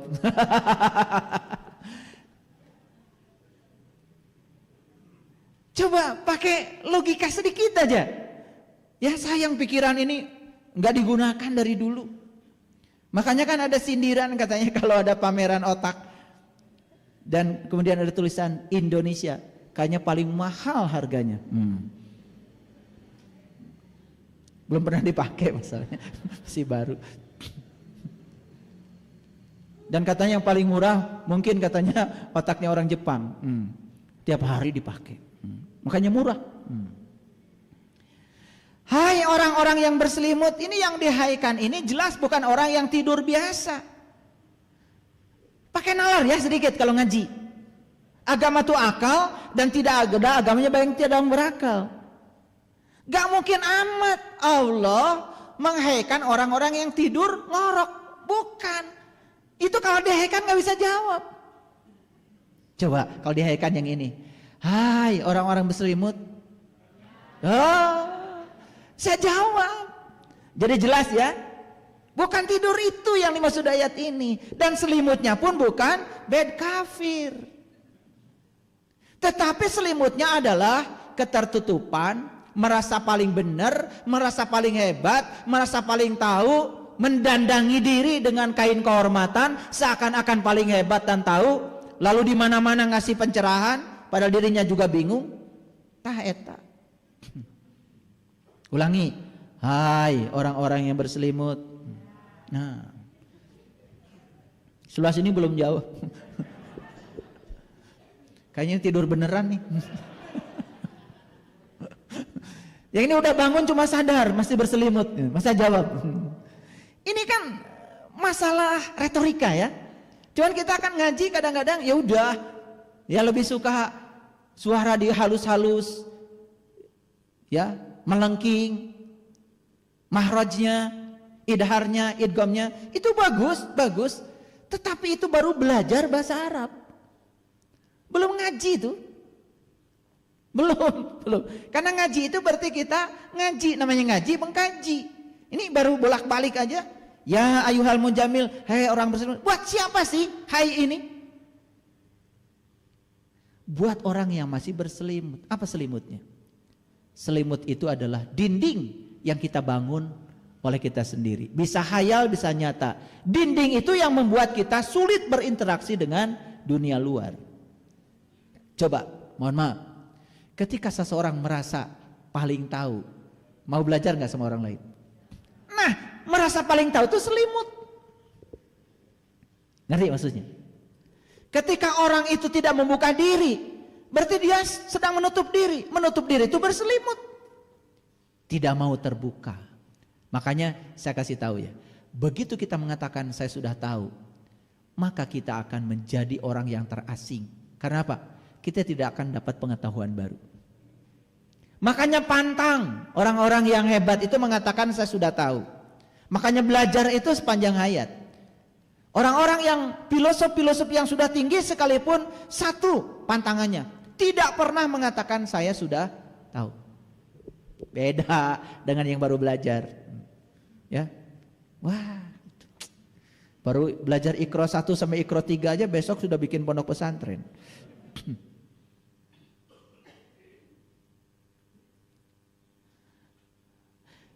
Hai orang-orang yang berselimut, ini orang yang sedang berhalusinasi, sedang dinina-bobokan oleh ilusi, sedang melakukan aktivitas tanpa kesadaran.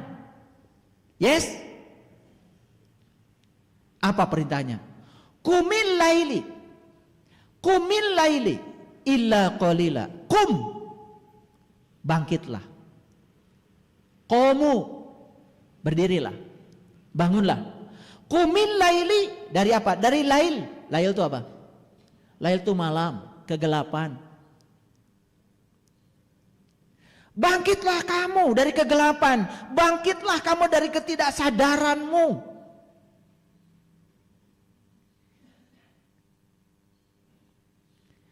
Ayat yang kedua ini tidak akan ada maknanya kalau ayat pertama belum dijawab. Kalau kita merasa tidak berselimut, kita merasa tidak dihaikan, ayat selanjutnya gak usah dibaca. Gak usah. Ini saya bacakan gak ayat selanjutnya 2-5? Saya sampaikan. Lanjut. Ini akan saya lanjutkan. Kalau yang pertama dijawab dulu. Hai orang-orang yang berselimut. Dah teruskan. Karena saya khawatir saya bicara pada mereka yang sudah bangun. Bangun beneran maksudnya. Ini bangun tapi masih tidur.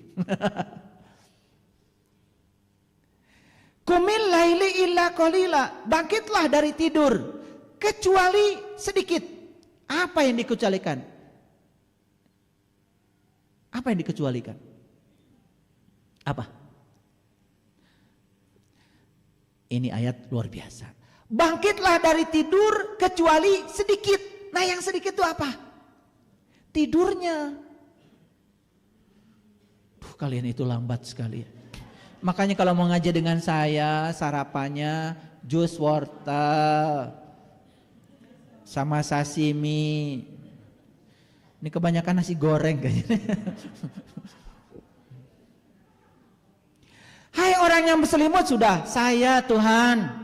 Saya masih sombong, saya masih merasa paling tahu, saya masih merasa paling hebat, saya masih tertutup terhadap kritik, saya masih tertutup terhadap pandangan orang lain, saya merasa paling benar, saya merasa paling tahu. Itulah sasaran ayat ini.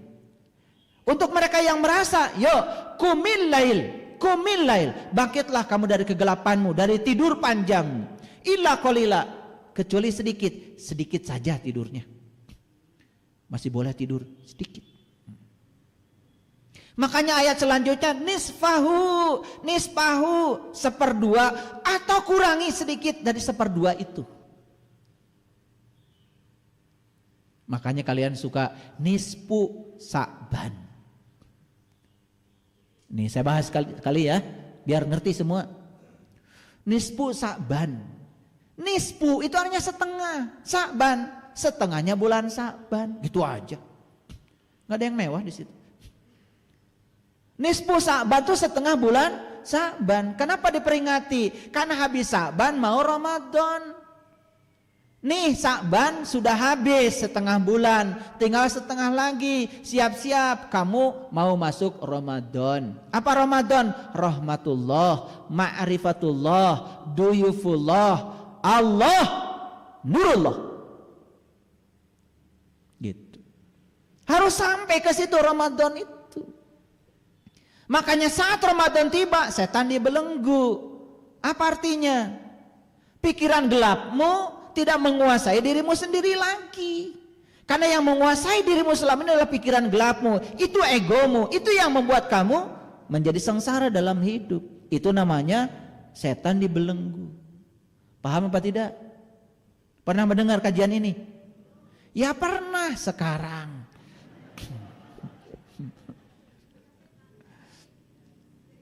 Makanya begitu Ramadan tidak, kita saum. Saum itu lisoimi farhatani, farhatun inda iftorihi wa farhatun inda liqa'i rabbi. Ada 2 kegembiraan bagi yang saum. Satu ketika berbuka, yang kedua jumpa dengan Tuhan. Begitu kata hadis qudsi.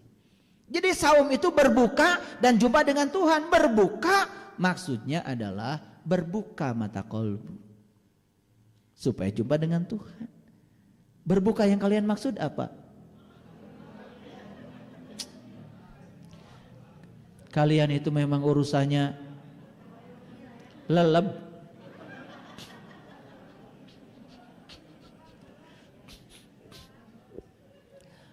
Leleb ya.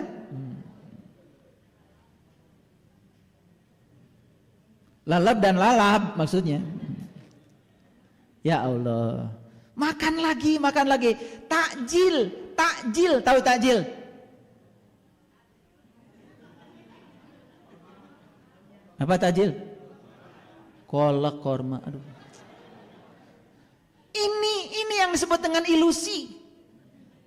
Jadi saumnya selama ilusi. Takjil itu artinya segerakan. Makanya takjil segerakan. Apa? Berbuka. Artinya segerakan, buka mata kalbumu, keburu mati. Itu maksudnya takjil. baru ketawa. Sekarang semakin jelas kan kita melakukan ini selama ini tidak sadar. Imsak, tahu imsak? Apa? Imsak. Waktos kang waleleb. Mengkanton 5 menit deui. Imsak itu jadi batas dahar. Ya Allah, imsak itu artinya tangguhkan, akhirkan. Maksudnya apa? Kalau sudah dibuka mata kolbunya, jangan tertutup lagi. Pertahankan, akhirkan, tahan, jangan kotor lagi, jangan dikotori lagi. Jiwamu itu sudah bersih, sudah pulang, jangan dihianati lagi. Tunggu sampai kamu dipanggil oleh Allah. Itu husnul khotimah karena imsaknya benar. Ya Allah, tajil tengarti, imsak komo, maraneh teh ka mana wae. Aduh, kayaknya tepat ya judul ini buat kalian ya.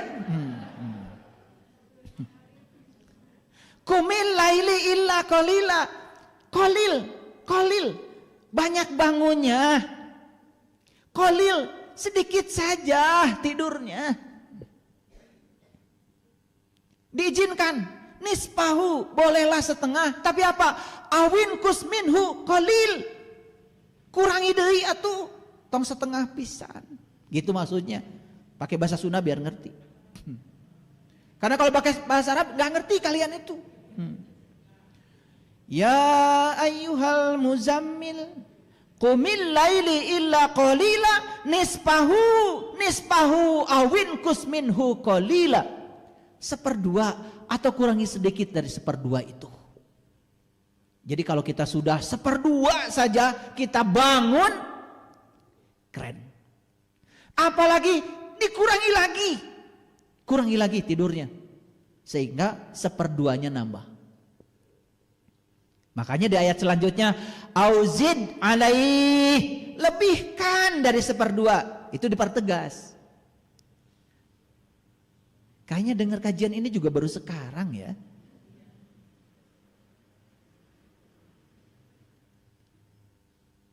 Coba, keren banget ya.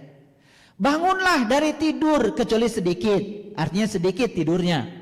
Gitu. 1/2 atau kurangi sedikit dari 1/2. Artinya tidurnya itu 1/2 boleh, tapi kurangi deh sedikit aja. Berarti kan bangunnya lebih dari 1/2. Dipertegas ayat selanjutnya auzid alaih, lebihkan dari 1/2. Berarti artinya bangunnya sudah lebih dari 1/2. Nih saya kasih tahu, kalian kalau sudah 1/2 saja lebih sedikit bangunnya, udah keren, wajahnya nggak mungkin gosong kayak gini.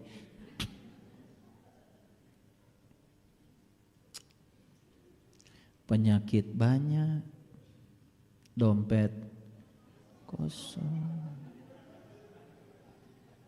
tidur susah bangun maksudnya. Luar biasa. Bangun marah-marah. Nanti saya jelaskan kenapa orang bangun tidur marah-marah. Nanti masuk nanti. Saya jelaskan secara spiritual nanti. Nah ini dulu ya. Nah, setelah bangun baru waratilil Qur'ana tartila.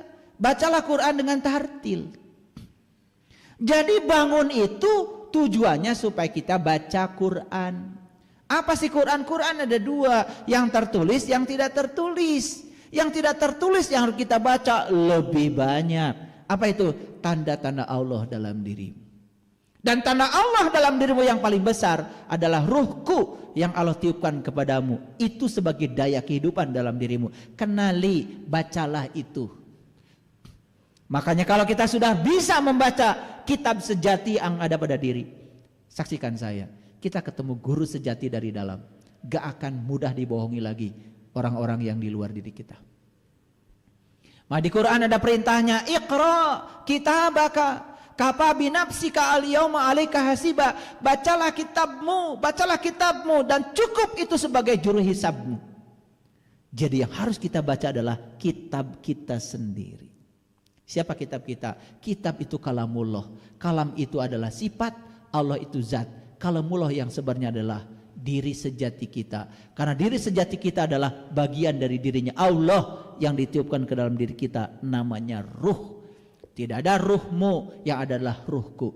Fa iza sawaituhu wa nafakhtu fihi mir ruhi qalu faqaulahu sajidin. Apa hasilnya? Ini. Kalau kita sudah bisa membaca kitab sejati kita, inna sanulki alaika kaulan saqila. Kami akan menurunkan perkataan yang berbobot kepadamu. Kata-katamu menjadi energi yang luar biasa. Kenapa kata-katamu tidak diturut oleh anakmu? Gak berbobot.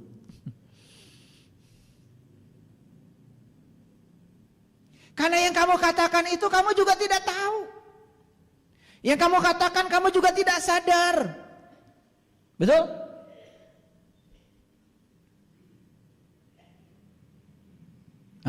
Makanya harus kenal. Tadi malam Senin kemarin saya sudah bahas tentang data diri dan kompas kehidupan.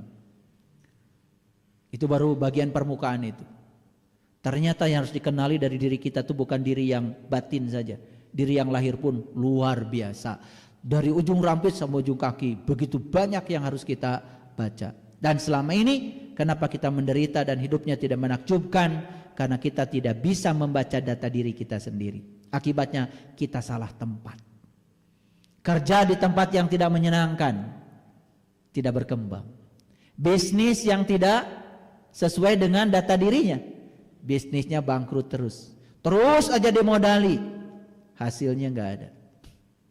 Itulah kalau kita punya ilmu, kita sudah tahu data diri kita, kenal diri kita yang fisiologi, yang psikologi, apalagi kenal diri kita yang spiritual. Kita punya kompas. Gak akan melenceng kehidupannya. Luar biasa.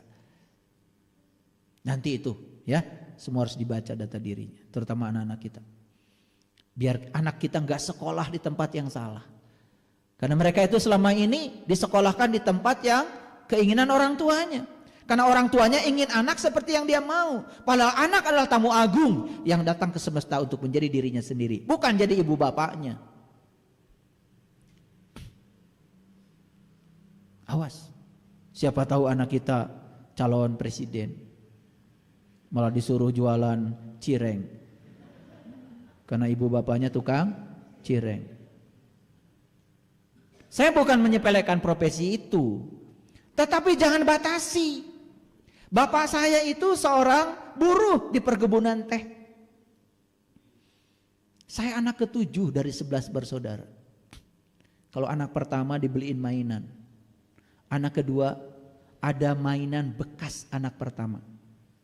Anak ketiga masih beritanya nyampe kalau anak pertama dibeliin mainan. Anak ke-7 kayak saya, beritanya udah gak nyampe.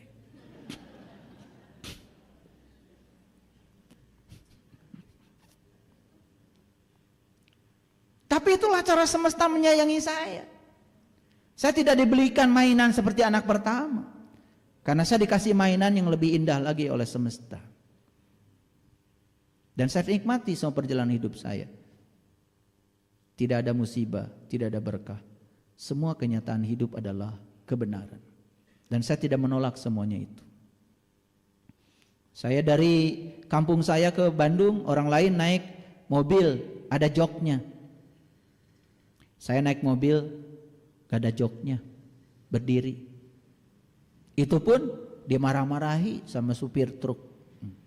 Ari mana ente rek ka mana? Saya bilang, saya abdi teh bade ka Bandung, Pak. Iya tengges Bandung. Data terang abdi neme ka Bandung ayeuna. Turun maneh? Turun. Turun di Soekarno Hatta. Bingung saya mau kemana. Saya ngetok 100 pintu, alhamdulillah. Yang ke 100 mungkin baru buka pintu. Saya menyediakan diri untuk menjadi tenaga di situ. Jadi asisten rumah tangga. Saking ingin sekolah. Gak bawa uang, hanya bawa tas. Tas saya ada tulisan Indomie. Pegangannya adalah rapia. Baju saya cuman satu celana jeans cut bray. Yang kedua warnanya biru. Yang kedua batik warnanya coklat. Udah kebayang ya? Bawahnya biru, atasnya coklat. Dan saya gagah kuliah. Pakai celana jeans warna biru, atasnya coklat. Panggagahna we. Dan saya tidak merasa itu sebagai suatu penderitaan. Saya menyuci mobil 1 malam 4, saya harus mengeluarkan kotoran burung 100 ekor. Kalau jam 11 mulai, jam 3 baru selesai. Saya nikmati semua. Saya tidak pernah memfokuskan pikiran saya pada hal buruk. Saya memfokuskan pikiran saya pada hal baik. Saya bisa tinggal di situ, saya bisa sekolah, itu aja udah saya syukuri. Dan luar biasa. Saya tidak pernah izinkan pikiran saya untuk memikirkan hal buruk. Dan saya tidak pernah menceritakan hal buruk pada siapapun. Kecuali sekarang. Ini pelajaran. Dan saya tidak menceritakan ini pada ibu saya, pada bapak saya. Karena kalau saya ceritakan kejadian saat itu pada ibu saya, bapak saja, hukum tarik menarik berlaku. Ibu bapak saya akan berpikir buruk. Dan itu memperburuk kenyataan saya. Karena saya tahu, walaupun saya ceritakan, mereka tidak bisa menolong saya. Yang bisa menolong saya adalah diri saya sendiri. Makanya emak sarang apa tekedah ke Bandung. Abdi mah alhamdulillah mewah di Bandung. Kayak upami tos wisuda ke Bandung. Jadi baru tahu tempat kos saya setelah wisuda. Makanya ditanya kasurna mana? Tengah nggo kasur. Makanya tulangnya lurus. Sehat. Bantalnya mana? Teu gaduh bantal. Kenapa? Makanya kepala saya bagus. Saya sekarang kalau pakai bantal itu malah suka aneh. Jadi ternyata orang-orang yang pengen sehat sekarang malah bantalnya dibuang.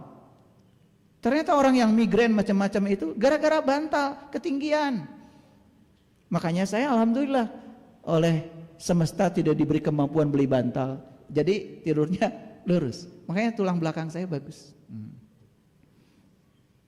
Semua tuh baik-baik saja ya. Kalau kita baik pikirannya. Jadi mimpi itu apa sebetulnya? Nah, ini cerita mimpi yang agak serius nih. Kalau tadi itu mimpi dalam bahasa kita, harapan-harapan yang belum kita capai. Dan itu yang dibawa kemudian ke kuburan. Makanya jangan pernah kuburan kita itu jadi kuburan mimpi kita. Dan bagaimana caranya supaya kuburan tidak menjadi kuburan mimpi kita? Maka segera bangun saat ini juga. Setuju? Yuk sekarang sadari. Saya sholatnya masih ingatan kemana-mana. Yuk segera bangun. Saya cari ilmu itu memang tidak gampang hadirin. Saya itu subhanallah, diusir banyak orang. Saya cuma tanya gimana caranya saya supaya sholat ingat sama Allah. Murtad ya. Bingung saya. Padahal itu pertanyaan yang jujur, sederhana dari dalam diri saya. Karena ada perintah di Quran, aqimis sholata li zikri. Nabi Musa itu orang pertama yang diperintah ke sholat oleh Allah. Coba baca Quran surat Toha. Innani anallah la ilaha illa ana fa'budni wa aqimis sholata li zikri. Itu peristiwanya terjadi pada Nabi Musa. Dan Nabi Musa baru bisa ingat kepada Allah setelah beliau memasuki al-muqaddasi tua. Setelah beliau bisa melepaskan kedua terompahnya. Terompah itu kiri kanan, baik buruk, benar salah. Dan itu yang memperbudak kita selama ini. Lampaui semua itu, dualitas itu. Baru memasuki alam suci. Namanya al-muqaddasi tua. Tempat suci yang tua. Keren banget itu. Pernah baca surat Toha? Ya udah, saya malas nanyanya. Mimpi adalah pengalaman bawah sadar yang melibatkan penglihatan, pendengaran, pikiran, perasaan, atau indera dalam tidur. Ini mimpi serius ya, ini mimpi. Ada yang namanya lucid dreaming. Itu adalah fenomena ketika seseorang menyadari sepenuhnya bahwa dirinya sedang bermimpi. Yang luar biasa, habis mimpi kalian bisa cerita, bukan? Bukan? Berarti kan kejadian itu benar-benar terjadi, cuman bukan di alam nyata, itu di bawah sadarmu. Dalam mimpi, pemimpi juga dapat merasakan emosi ketika bermimpi. Misalnya emosi takut, ketika kalian dikejar-kejar anjing gila, ngos-ngosan padahal lagi tidur. Emosi kita tuh terlibat. Nah makanya ini pentingnya kita tidur yang benar. Nah ilmu yang mempelajari tentang mimpi disebut oneirologi. Jadi ada ilmunya itu, ya. Mimpi terjadi pada tahap kecepatan pergerakan mata ketika tidur, yaitu ketika aktivitas otak tinggi dan seolah-olah dalam keadaan terbangun. Jadi sebetulnya mimpi itu akibat aktivitas otak kita tidak berhenti padahal kita sudah tidur. Ini aktivitas otak loh. Cuman otak itu kan terbagi dua. Ada pikiran sadar, ada pikiran bawah sadar. Bahkan ada yang namanya ya pikiran atas sadar, super sadar. Nah, kalau kita belajar dari psikologi, saya menyitir pendapatnya teori Sigmund Freud. Pernah dengar kan? Pokoknya kalau belajar psikologi pastilah kenal teorinya Freud itu. Menurut teorinya Sigmund Freud, ya, penglihatan dalam mimpi merupakan penampakan dari hasrat dan emosi yang tersembunyi. Ini secara saintifik ya. Beberapa teori lain menunjukkan bahwa mimpi merupakan tahap pembentukan memori, penyelesaian masalah, atau sekedar produk dari aktivitas otak. Sebagian orang percaya mimpi tak lebih dari sekedar bunga, ya bunga tidur tanpa arti khusus. Ada juga yang mengartikan seperti itu. Dan tentu saja ini adalah pendapat-pendapat yang berbeda ini, ya harus kita pahami satu persatu. Kenapa orang berbicara begitu? Itu dari sudut pandang yang berbeda. Sebagian yang lain meyakini mimpi itu sebagai firasat, terjadinya peristiwa pada masa mendatang, entah itu baik maupun buruk. Bisa jadi firasat. Tapi tidurnya seperti apa? Nah nanti saya jelaskan. Ada juga yang meyakini mimpi sebagai petunjuk spiritual yang membawa seseorang memasuki dimensi yang berbeda. Banyak sekali yang cerita sama saya sebelum dibuka mata kolbunya oleh saya, menceritakan kepada saya dia itu pernah mimpi bertemu saya berkali-kali. Sebetulnya itu sudah petunjuk spiritual itu. Petunjuk spiritual, ya. Itu. Yang sebetulnya pertemuan itu apakah nyata? Nyata. Tetapi di alam spiritual. Nah, kenapa bisa begitu? Nanti saya jelaskan. Yuk kita lihat dulu sini. Ini otak kita, perhatikan. Otak itu buatan Allah. Tapi pikiran bukan buatan Allah. Pikiran yang diinstalkan ke otak itu buatan lingkungan. Jadi otak kita dulunya bersih tuh. Cuman program yang diinstalkan ke otak kita, ke hardware kita, softwarenya buatan lingkungan. Seperti ini. HP ini hardware namanya. Dan tidak bisa berfungsi kalau tidak ada aplikasi, software. Makanya supaya ini berdaya, diinstal ke sini namanya software. Ada Google Maps, ada WhatsApp, ada YouTube, ada Facebook, itu semua adalah aplikasi namanya. Nah, ketika di situ ini jadi berdaya. Sama. Apa aplikasi yang diinstalkan di otak kita? Tergantung lingkungan. Itulah bahayanya ketika kita hidup di lingkungan di mana menginstalkan sesuatu yang buruk. Ada orang yang hari ini susah cari uang karena dari kecil pernah mendengar kata-kata cari uang itu susah, cari uang itu susah. Berkali-kali ibu bapaknya bicara begitu setiap hari, masuk alam bawah sadar, itu menjadi identifikasi diri. Makanya orang yang kayak gitu harus dirubah apanya? Tidak cukup dia dirubah nasibnya dengan cara diberi pekerjaan, tapi harus dirubah dulu program bawah sadarnya. Itulah harus ketemu orang yang ahli. Saya bisa baca itu alam bawah sadarmu. Dan saya bisa ganti itu program yang tidak bagusnya itu. Makanya orang tua seperti kita mulai sekarang kalau bicara sama anak, nah hidup itu mudah dan menyenangkan. Daripada hidup itu nak susah dan penuh perjuangan. Ya sudah, ketika besar anaknya hidupnya susah dan penuh perjuangan. Iya, cicil sepeda motor aja nggak kebayar. Karena alam bawah sadarnya masih merekam itu semua. Dan itu namanya long term memory. Memori jangka panjang. Yuk lihat saya semuanya. Sekarang kita ini sedang berada di otak, gelombang otak namanya beta. Ini sedang terbangun. Nah, ketika di gelombang otak beta, maka hormon yang dihasilkan oleh otak kita ini ya, terutama yang bernama pineal gland, itu namanya hormon serotonin. Dari mana hormon serotonin ini bisa dihasilkan? Gini, sumber utama energi alam semesta yang paling besar itu adalah energi matahari. Makanya begitu sinar matahari masuk sedikit aja ke rumah kita, sedikit saja walaupun baru fajar, sel-sel saraf optik mata kita itu bisa menangkap gelombang elektromagnetik cahaya tampak dari sinar matahari itu berupa foton, berupa optik gitu. Nah, sel saraf otak kita itu mendorong ya energi yang berupa foton atau gelombang elektromagnetik cahaya itu masuk ke pineal gland. Nah, di pineal gland kita di sini diolah dia menjadi sinyal listrik. Ketika diolah menjadi sinyal listrik, maka dia akan menghasilkan yang namanya zat neurotransmitter yang disebut dengan serotonin. Nah, serotonin itulah yang membangunkan kita. Sehingga kita masuk ke gelombang beta. Bangun. Ketika bangun, mulai kita beraktivitas. Nyapu, macam-macam. Itu serotonin. Makanya semua aktivitas di bawah, di alam sadar, pikiran sadar, itu karena hormon serotonin. Ketika matahari tenggelam, hari sudah mulai gelap. Sinar matahari tidak, intensitasnya berkurang. Sel saraf optik kita mulai tidak bisa menangkap lagi energi gelombang elektromagnetik. Apa yang terjadi? Yang terjadi tidak ada lagi sinyal yang disampaikan ke pineal gland. Maka pineal gland akan merubah susunan kimianya dan saat itu dia menghasilkan yang disebut dengan hormon melatonin.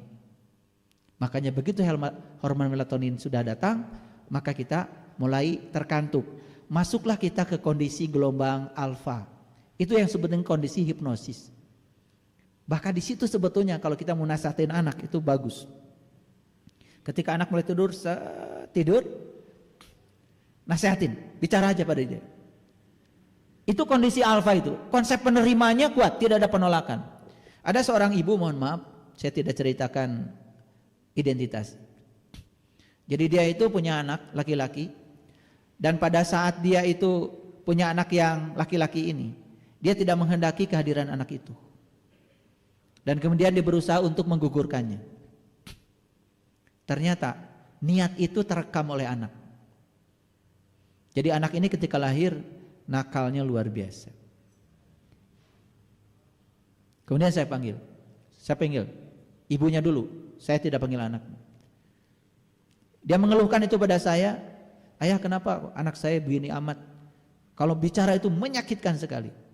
Saya cuma bilang begini, tidak ada yang datang kepada kamu kecuali kamu yang mengundang. Kemudian saya hipno, saat masuk ke dalam. Ternyata ketemu. Masalahnya adalah saya bilang, kamu pernah mau menggugurkan anak ini? Wah, nangis. Padahal anaknya sekarang jadi anak yang pintar. Cuman ya itu, kalau bicara itu menyakitkan. Dan itu adalah hukum karma.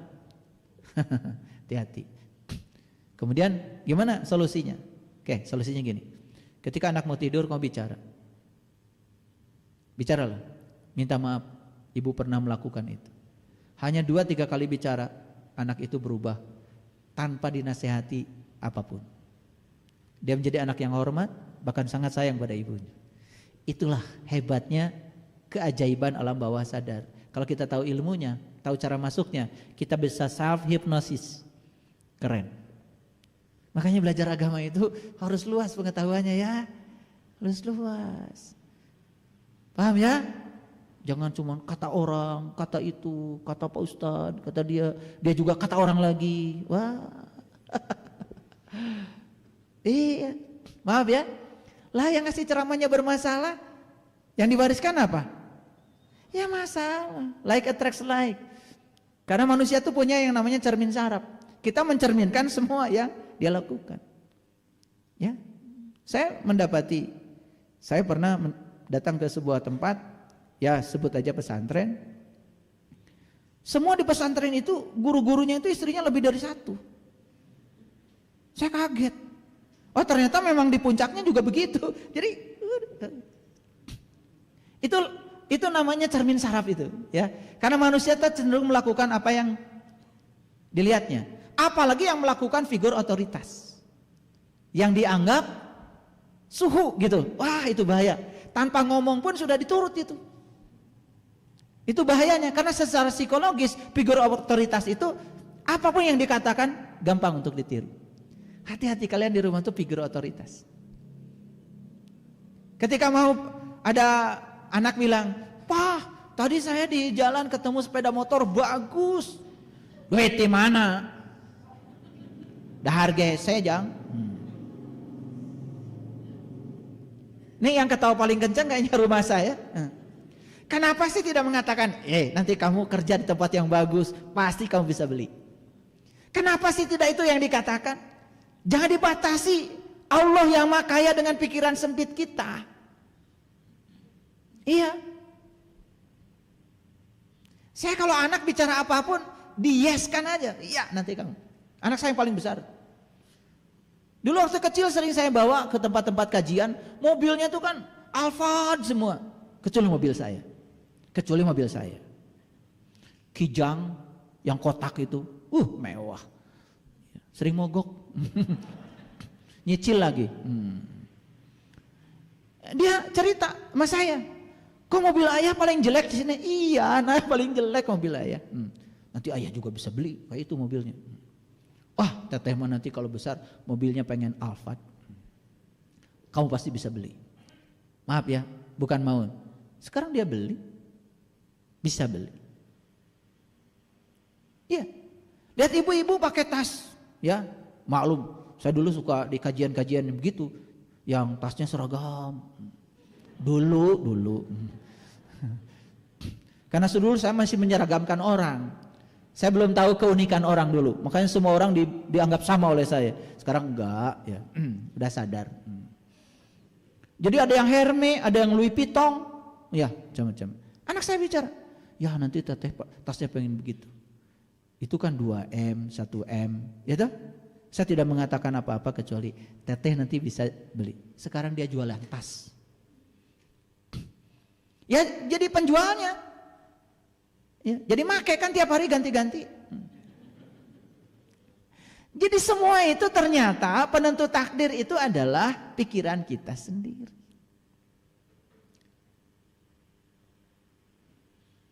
Nah, pineal gland ini terbuat dari zat yang namanya kristal piezoelektrik. Nah, ini agak ilmiah dikit ya. Jadi piezoelektrik itu kalau dia dapat tekanan sedikit saja, dia itu berubah menghasilkan gelombang elektromagnetik.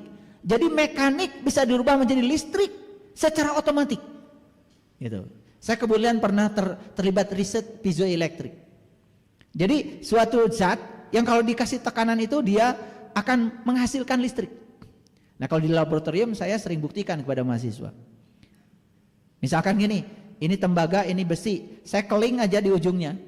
Kemudian saya bakar pakai lilin, kemudian diukur beda potensial di ujung-ujung kawatnya. Itu bisa menimbulkan tegangan listrik. Itu yang namanya termokopel itu. Jadi di alam ini banyak sekali sebetulnya. Kalau kita mau gaul ya, mau belajar. Tapi kalau kita selalu mengatakan saya sudah bisa, udah selamat tinggal. Dalam kebodohan maksudnya. Nah hebatnya gini ya. Kalau kita olah napas, ketika olah napas, di tulang ekor itu ada yang namanya cerebrospinal. Cerebrospinal itu adalah cairan di tulang ekor yang kalau kita bernapas dia naik ke atas lewat tulang belakang sampai di pangkal otak sini. Di pangkal otak ini masuklah cairan itu pada pineal gland. Dan pineal gland mendapatkan tekanan sedikit saja. Itu dari olah napas itu apa yang terjadi? Pineal gland itu menghasilkan sebuah hormon yang sangat luar biasa. Namanya melatonin.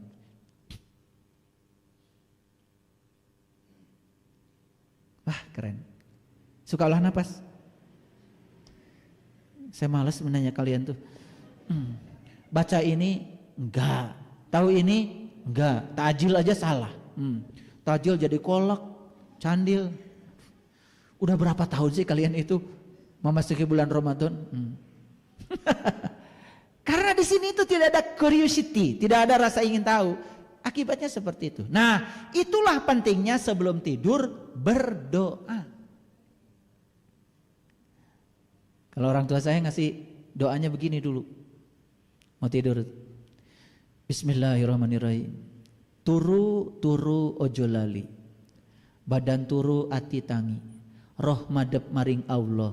La ilaha illallah Muhammadar Rasulullah sallallahu alaihi wasallam. Bismika Allahumma ahya wa bismika amu. Ya Allah, istirahatkan nur insaniku beberapa saat dan kembalikan jam berapa mau nonton Piala Dunia. Balik itu. Menonton Piala Dunia aja balik itu. Apalagi mau tahajud. Nah, oleh karena itu, lihat saya semua. Ketika ruhku ditiupkan ke sini oleh Allah, ketika tubuh sudah sempurna, maka ruhku itu wujudnya adalah nur. Nah, nur itu ada tiga jenis. Ada tiga jenis. Yang pertama disebut nurullah. Itu nurullah itu adalah alam ahadiyah. Itu adalah martabat batin yang pertama. Allah yang ngawang-nguwung sebelum dikenal. Karena Allah ingin dikenal, maka Allah bermanifestasi. Maka lahirlah yang namanya Nur Muhammad, cahaya terpuji. Jadi cahaya terpuji sebetulnya dia juga manifestasi, disebut martabat alam batin yang kedua. Yang ketiga namanya nur insan, cahaya insan, disebut martabat alam batin yang ketiga. Itu disebut tiga martabat batin. Nah, nur insan itulah yang disebut dengan jiwa. Nah, saat kita tidur, jiwa kita keluar. Kemana? Tergantung kualitas jiwa. Kalau jiwanya itu suci, bersih, jujur, ya tidak terkotori, dia akan masuk alam-alam tinggi, ketemu para wali, para rasul, para sunan. Nah, di pertemuan itu dia berinteraksi sehingga dia mendapatkan energi tambahan untuk kesadarannya. Tapi yang jiwanya kotor, pembenci, pemarah, baperan, jiwanya kotor, ketika tidur dia memasuki alam-alam rendah. Ketika masuk alam rendah, dia berinteraksi dengan energi rendah. Ketika dia masuk, coba bangun tidur, kepala pusing, kemurungsung, marah-marah. Kalau kalian masih seperti itu tidurnya, itu tanda bahwa jiwamu kotor. Harus dibersihkan. Nah, jadi saat kita tidur itu, nur insani yang keluar. Nurullah dan Nur Muhammad tinggal di dalam. Nah, kalau kita mati, yang celaka Nurullah dan Nur Muhammad yang keluar. Nur insaninya terperangkap di dalam. Yang mati selamat, tahu jalannya. Nurullah, Nur Muhammad, Nur insan keluar semuanya. Tidur tubuh ini kosong. Nah, kalian harus bisa begitu. Baru tenang menghadapi kehidupan, tenang menghadapi kematian. Terima kasih. Assalamualaikum warahmatullahi wabarakatuh.